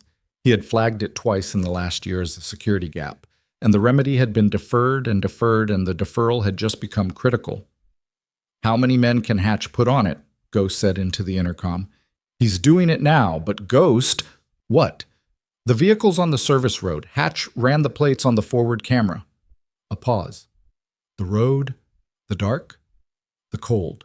"One of them comes back registered to the Crestfall County Sheriff's Department," Dex said. Ghost rode and understood that the last door had just closed behind them. Not Cole's private people on the compound road. The Sheriff's Department. The compromised, cross-connected coal face of a corruption network that now knew exactly where Elena Wren and her evidence were, because the phone number on a napkin had been traced, and the name had been found, and the address had been located, and the clock that Vivian Cross had said was changing had just run out of whatever time it had left. 3 miles from Crestfall, Ghost saw headlights come off a side road a quarter-mile ahead and position themselves across both lanes of the 89. Not moving, not patrol lights, just headlights. Wide set. A large vehicle, or 2 vehicles close together, arranged to fill the road. He had 3 seconds to decide and no good options, and the cold pressing against him from every side, and behind him somewhere a compound full of people he was responsible for, and ahead of him a blockade on a highway at 8 degrees below zero with ice on the asphalt. And Ghost had 1 second left, and he took it. He cut hard right onto the gravel shoulder, the bike sliding under him on the ice-packed edge, back tire losing traction, and then finding it again in the brutal, instinctive correction of a man who has been riding in conditions like this for 20 years. The headlights swung toward him. He was already past them, onto the frozen dirt of the access strip running parallel to the fence line, pushing the bike through terrain that wasn't road, that had never been road, that was frozen, rutted earth and dead grass and patches of black ice that appeared without warning in the single beam of his headlight. Dex came through behind him. He heard the second bike find the shoulder and correct and accelerate, and then Dex was on his left, pushing the same impossible line through the dark. The vehicles behind them were too wide for the access strip. He heard them try it anyway. The sound of a large chassis grinding against the fence post, the screech of metal on metal, and then engines revving in reverse as they backed out and reoriented for the road. 20 seconds. Maybe 30. That was what the terrain bought them. He keyed the intercom. Crestfall, straight through. Don't stop. Dex didn't answer. He was already there. They came off the access strip onto the edge of the Crestfall Town Road at 40 miles per hour, and Ghost's back tire threw a rooster tail of ice crystals and gravel that caught his own headlight and glittered briefly before the dark took it. He straightened and pushed the bike to 60, and the cold at 60 was a different animal entirely. It was not weather anymore. It was a force with intent, pressing against his face and his hands, and finding every gap in his gear and pushing through. His phone was buzzing again. He couldn't read it. He rode. The address Priest had given him was on the east side of Crestfall, a small house on a residential street called Larch Avenue, which had a tree name and which Ghost would have noticed before if he'd been looking for it, if he'd had any reason to look for it, if 11 years of believing a fact had not made the fact invisible to him. He found Larch Avenue and turned onto it and cut his speed and his headlight and coasted the last 100 yards in the dark.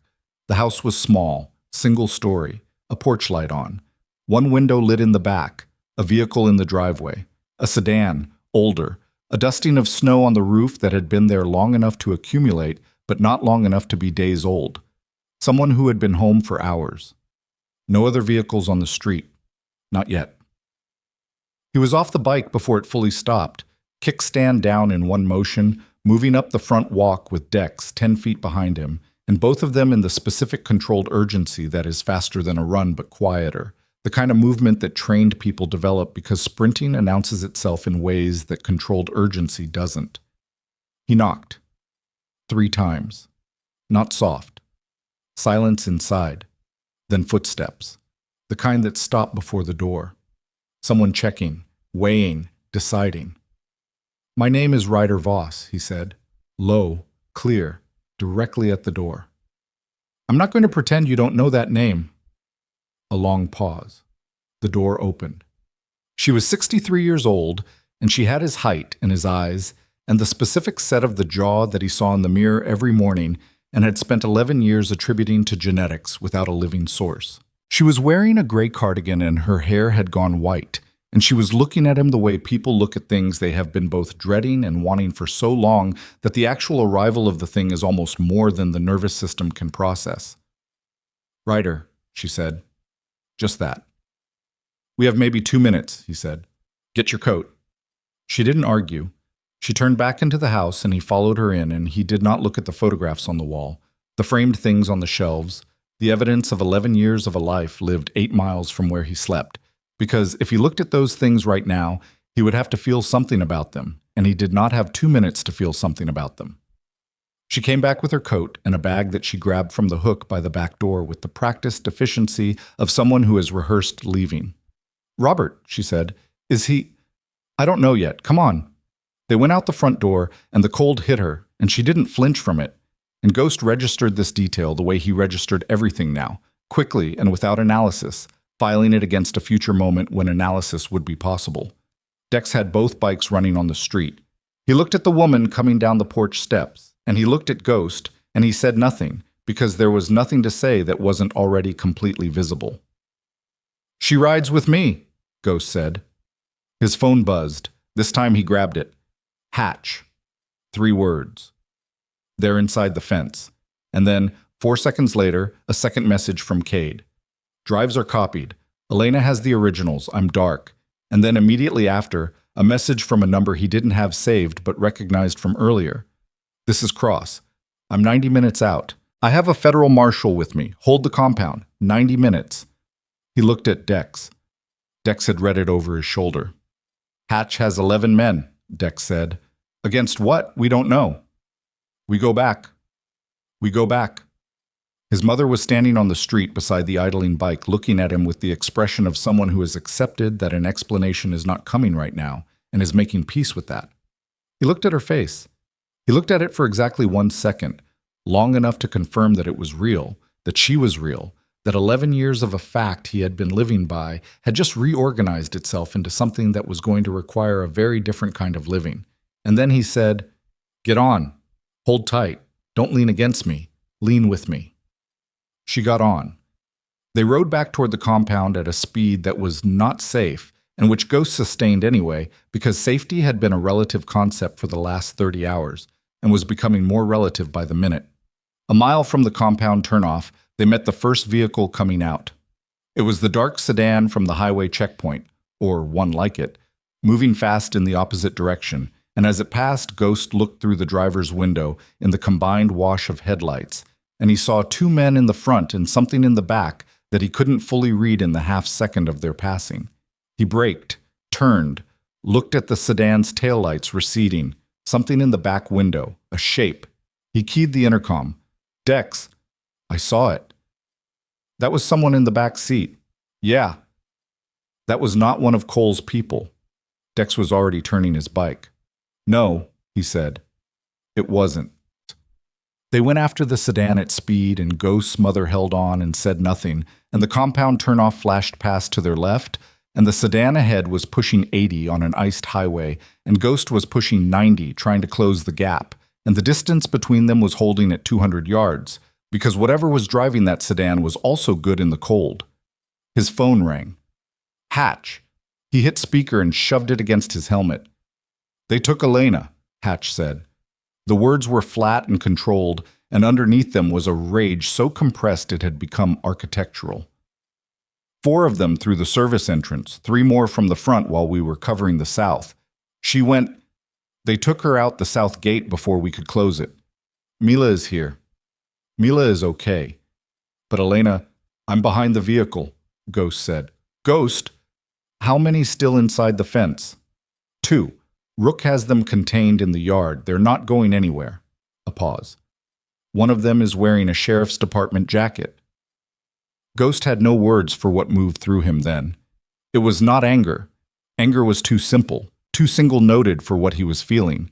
It was the thing underneath anger.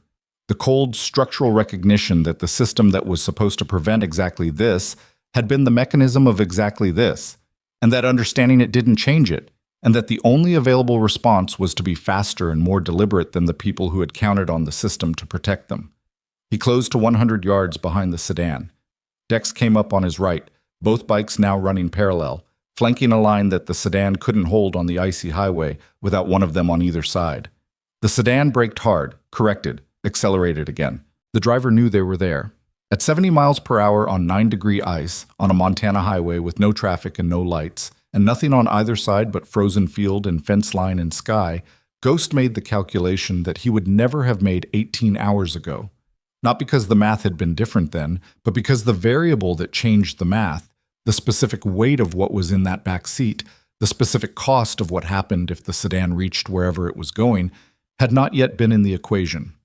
He pulled alongside the sedan on the left. He could see the driver's face now. Male, 30s, not panicked, which was worse than panic because panic made mistakes, and this man was not making mistakes. He was driving with the focused calm of someone who had done this before. Ghost looked through the rear window. Elena was in the back seat. Her hands were in front of her. Her face was turned toward the window, and she was looking directly at him, and her expression, even at speed, even through glass, even in the dark, was not terror. It was the expression she'd worn in the bedroom in Harland when she'd looked up from the floor and registered him through one functional eye, the absolute and undecorated assessment of a woman calculating what her options are. She held up her hands, showed him something, small, rectangular, a USB drive. She'd kept one. Even when they took her, she'd kept one, palmed it, held it through whatever had happened in the compound yard and in the vehicle, and she was showing it to him now because she wanted him to know it existed, and she wanted him to know she still had it, and she wanted him to understand what it meant that she still had it. It meant she was the evidence. As long as she had the drive, she was the case, and they needed the case more than they needed her silent. Ghost looked at the driver. The driver looked at Ghost. Both of them understood what the next 30 seconds were. Ghost dropped back 1 car length. He looked at Dex. Dex looked at him. No words. They had been riding together for 14 years. Words were optional at this point, which was either the best thing about the brotherhood or the most dangerous, depending on the moment. This moment, it was both. Dex moved to the right side of the sedan and Ghost came back up on the left, and they ran it that way for 4 seconds. 2 bikes, 1 sedan, A highway with ice on the low spots and nothing for miles in either direction. And then Ghost pulled ahead by a half length and cut right. Not hard. Not a collision. Just the clear and definitive geometry of an object occupying space that another object needs. The sedan braked. At 70 miles per hour, braking on ice is not braking. It is the beginning of a negotiation between the vehicle and the road surface, and the road surface has final authority. The sedan's rear end came left. The driver corrected. Came back right. Overcorrected. The vehicle's trajectory opened up like a hand releasing something. And then the sedan was sideways on the highway in a slow, grinding rotation that deposited it against the guardrail on the right shoulder with a sound that Ghost felt through his chest more than heard. He was off the bike before it stopped. Dex was already at the sedan's rear door. The driver came out of the front door fast with something in his hand, and Ghost closed the distance in 3 steps, and the next 4 seconds were not complicated, but they were total. And when they were over, the driver was on the road surface, and Ghost was standing over him, and the thing that had been in the driver's hand was 15 feet away in the frozen ditch. The second man from the passenger seat was already running, into the field, into the dark. Dex let him go because Dex was at the rear door pulling it open. Elena came out on her own feet. She was moving at an angle that told him at least one rib had been reacquainted with an impact at some point in the last 30 minutes, but she was moving and she was upright and her hand was still closed around the drive. She looked at Ghost. She looked at the driver on the road.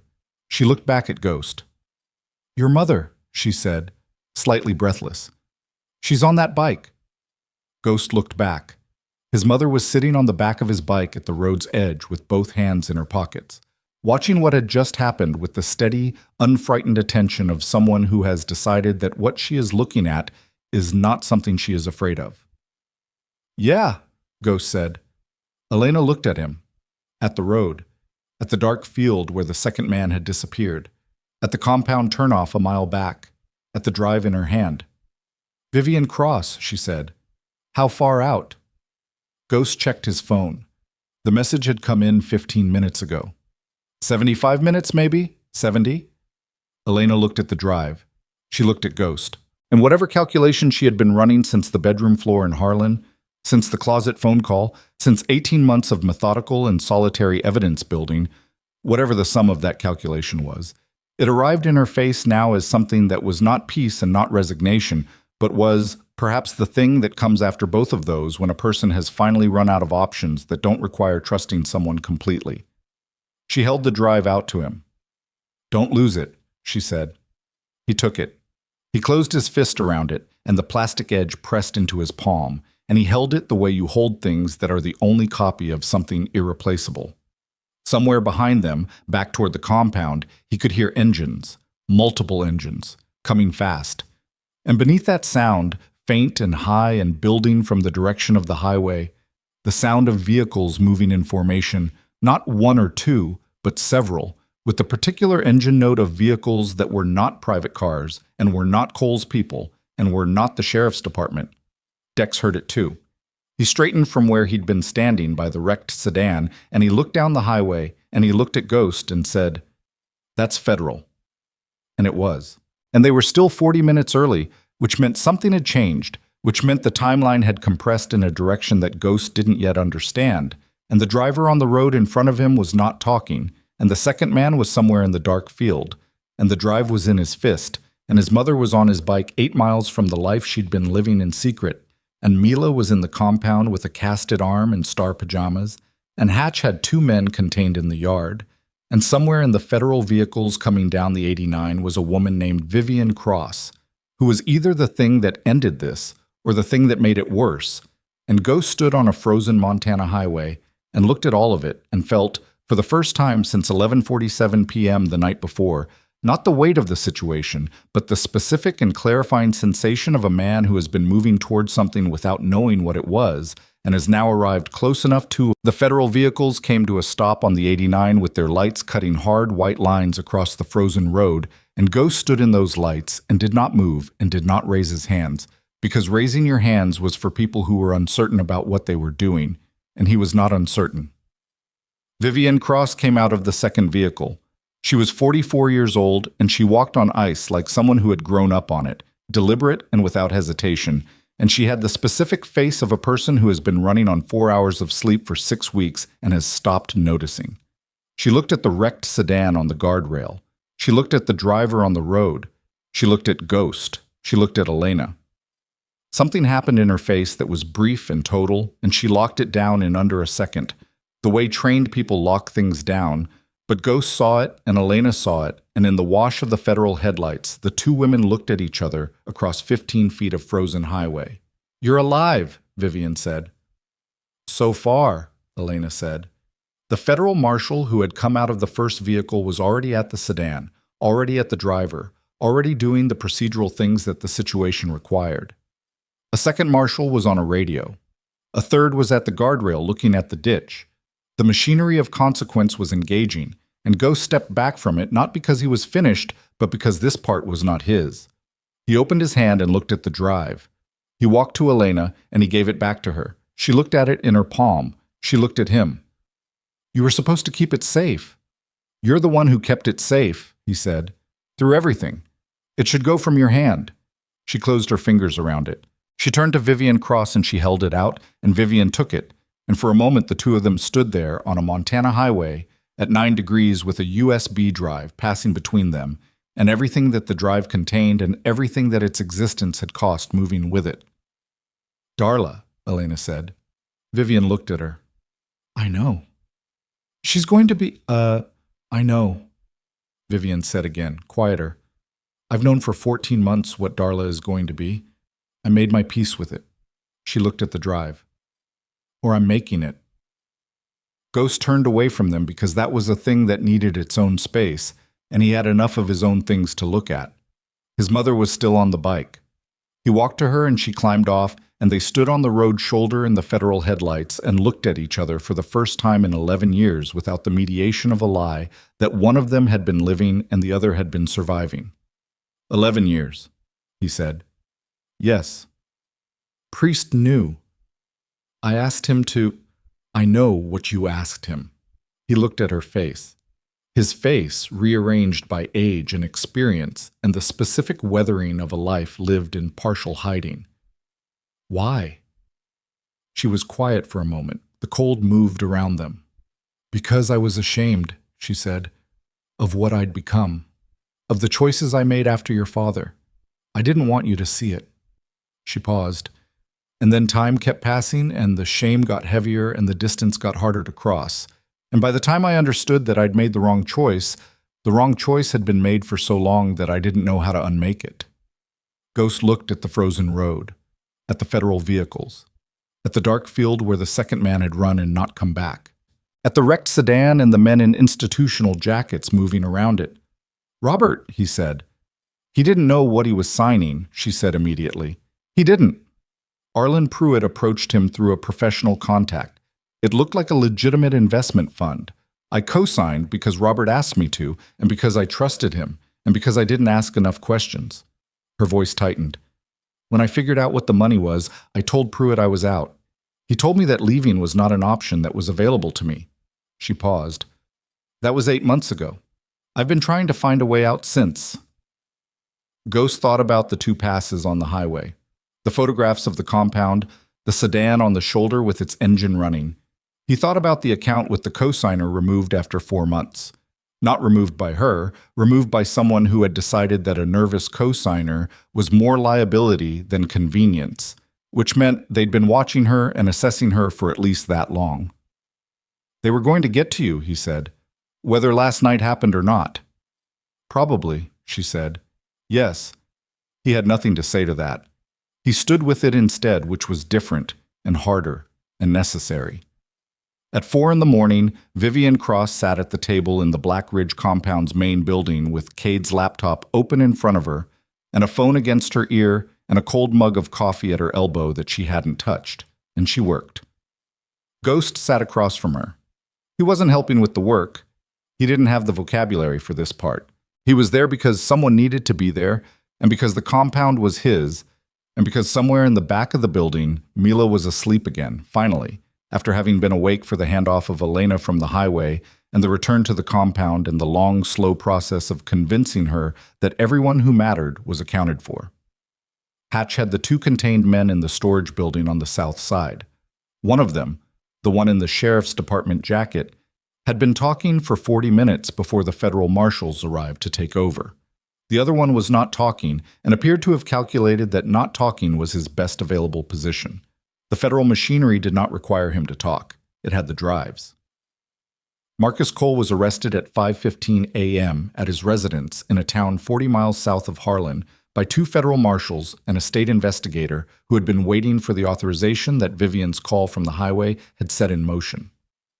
Ghost heard this through Vivian, who told him with a flatness in her voice that was not satisfaction and not relief, but was the specific exhaustion of someone who has been carrying a target toward a wall for a very long time and has finally let it go. Arlen Pruitt was arrested at 6:02 a.m. Warren Vole, the federal land management contact whose name had been in the coded correspondence, the name that had changed the scale of everything, was placed on administrative leave pending investigation, which was the government's way of saying something that the language of government never said directly. Darla Cross turned herself in. She called Vivian at 5:47 a.m., 20 minutes after Cole's arrest, which meant she'd been monitoring and waiting for the moment when the structure around her collapsed enough that turning herself in was better than the alternative. Vivian took the call in the hallway. Ghost heard one side of it. He didn't hear Vivian's voice break, but he heard the quality of silence that lives next to a voice that is choosing not to break, and it was sufficient. Robert Voss was contacted by federal investigators at 7:30 a.m.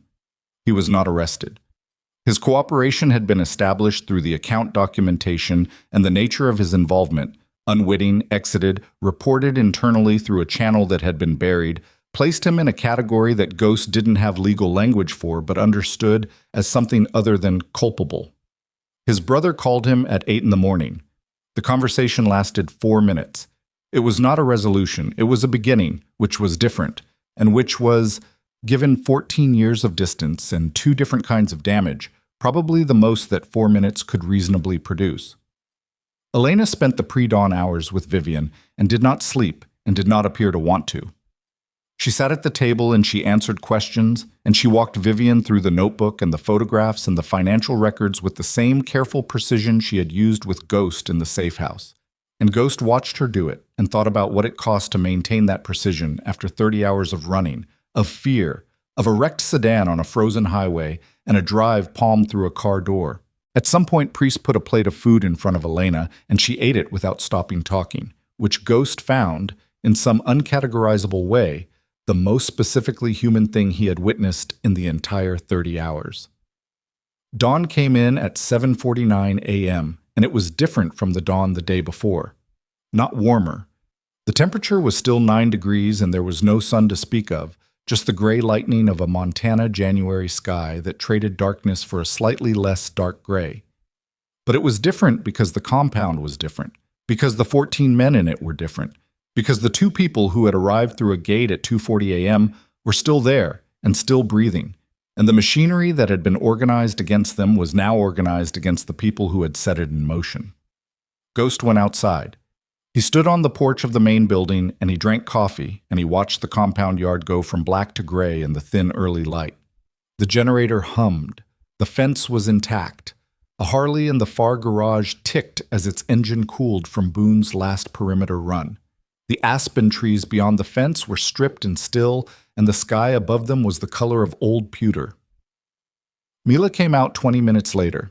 She had on her coat over the star pajamas, and she had her casted arm against her chest, and she had found a pair of boots somewhere that were at least 2 sizes too large for her, and she navigated the porch steps with the focused deliberateness of someone managing multiple variables simultaneously. She came to stand beside him. He looked down at her. She looked out at the yard. "Is it over?" she said.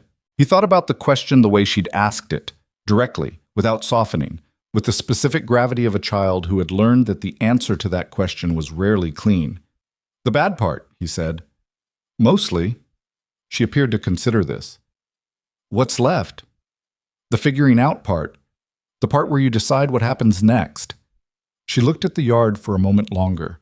Then she looked up at him with her dark, serious eyes and the cast on her arm and the 2 large boots, and she said, "What happens next for you?" Ghost held his coffee with both hands. He looked at the compound, the buildings, the fence, the gate, the aspen trees, the gray Montana sky. He looked at all of it, and he thought about what it had been yesterday at this time, and what it was now, and what the difference between those two things was. And the difference was not the drives or the arrests or the federal machinery now engaged and moving in multiple directions. The difference was smaller than that. It was a phone call at 11:47 p.m. It was a child in a closet saying, "I'll wait." It was a woman on a bedroom floor calculating whether to trust. It was Dex falling in beside him without being asked. It was Rook saying, "You called it right." It was his mother on the back of his bike on an iced highway, holding on without being told how. "I don't know yet," he said. Mila seemed to accept this. She leaned against his side, not her full weight, just enough. The same minimal shift she'd made in the truck on the way to the hospital. The same navigation of proximity that said, "I am near something solid, and I am choosing to be near it." They stood like that for a while. Elena came out at some point and stood at the other end of the porch with a mug of tea and looked at the same yard and said nothing, which was its own kind of statement. Ghost looked at her once, and she looked back, and between them, in the gray January light, something settled that didn't have a name and didn't need one. His mother appeared in the doorway behind them and stopped there, not coming out, just present in the opening, and Ghost was aware of her the way you become aware of things you have been not looking at for so long, that looking becomes a separate act requiring a separate decision. He did not turn around. She did not speak. After a moment he heard her go back inside, and he understood that this too was a beginning and not a resolution, and that beginnings were, in his experience, harder than resolutions because resolutions were endings, and endings had weight and clarity and finality, and beginnings had none of those things, only the open and uncomfortable possibility of whatever came next. Cade found him at 9 in the morning in the workshop. Ghost had gone there not to work, but for the same reason he always went there.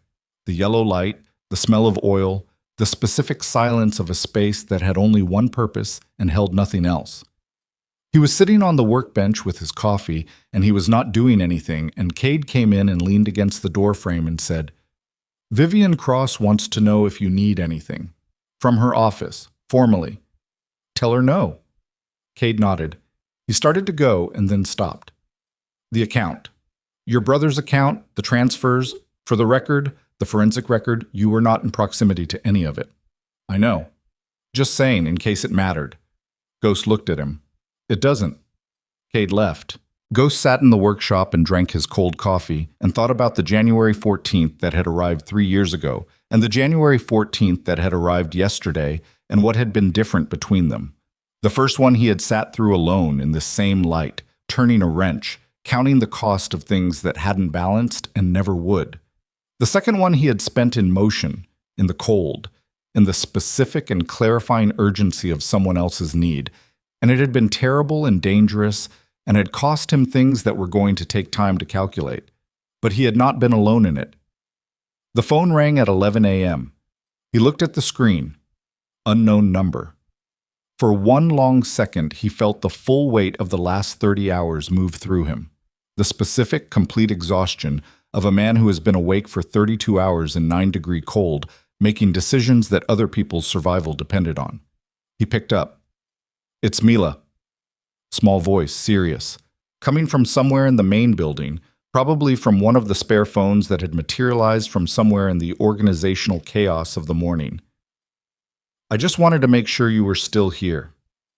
Ghost sat in the yellow workshop light with a dead cup of coffee and a carburetor he'd been pretending to fix, and the full and irreversible fact of everything that had happened, and he said, "I'm still here." "Okay," Mila said. "Good." She hung up. He set the phone down on the workbench. He sat with his hands around the cold coffee mug. Outside the workshop window, the Montana sky was still gray, and the temperature was still not rising, and the compound was quiet in the specific way that places go quiet after something large has moved through them. Not empty, but settled, everything in its adjusted place, the air still carrying the memory of motion. Somewhere in the main building, a Harley started up in the attached garage. Boone running the morning rotation, same as always, unchanged by any of it.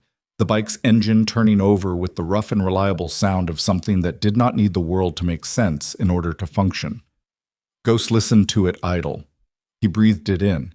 Engine oil and cold air and the faint ghost of coffee from somewhere, and the specific smell of the workshop itself, which smelled like the last 14 years. He picked up the carburetor. He started working.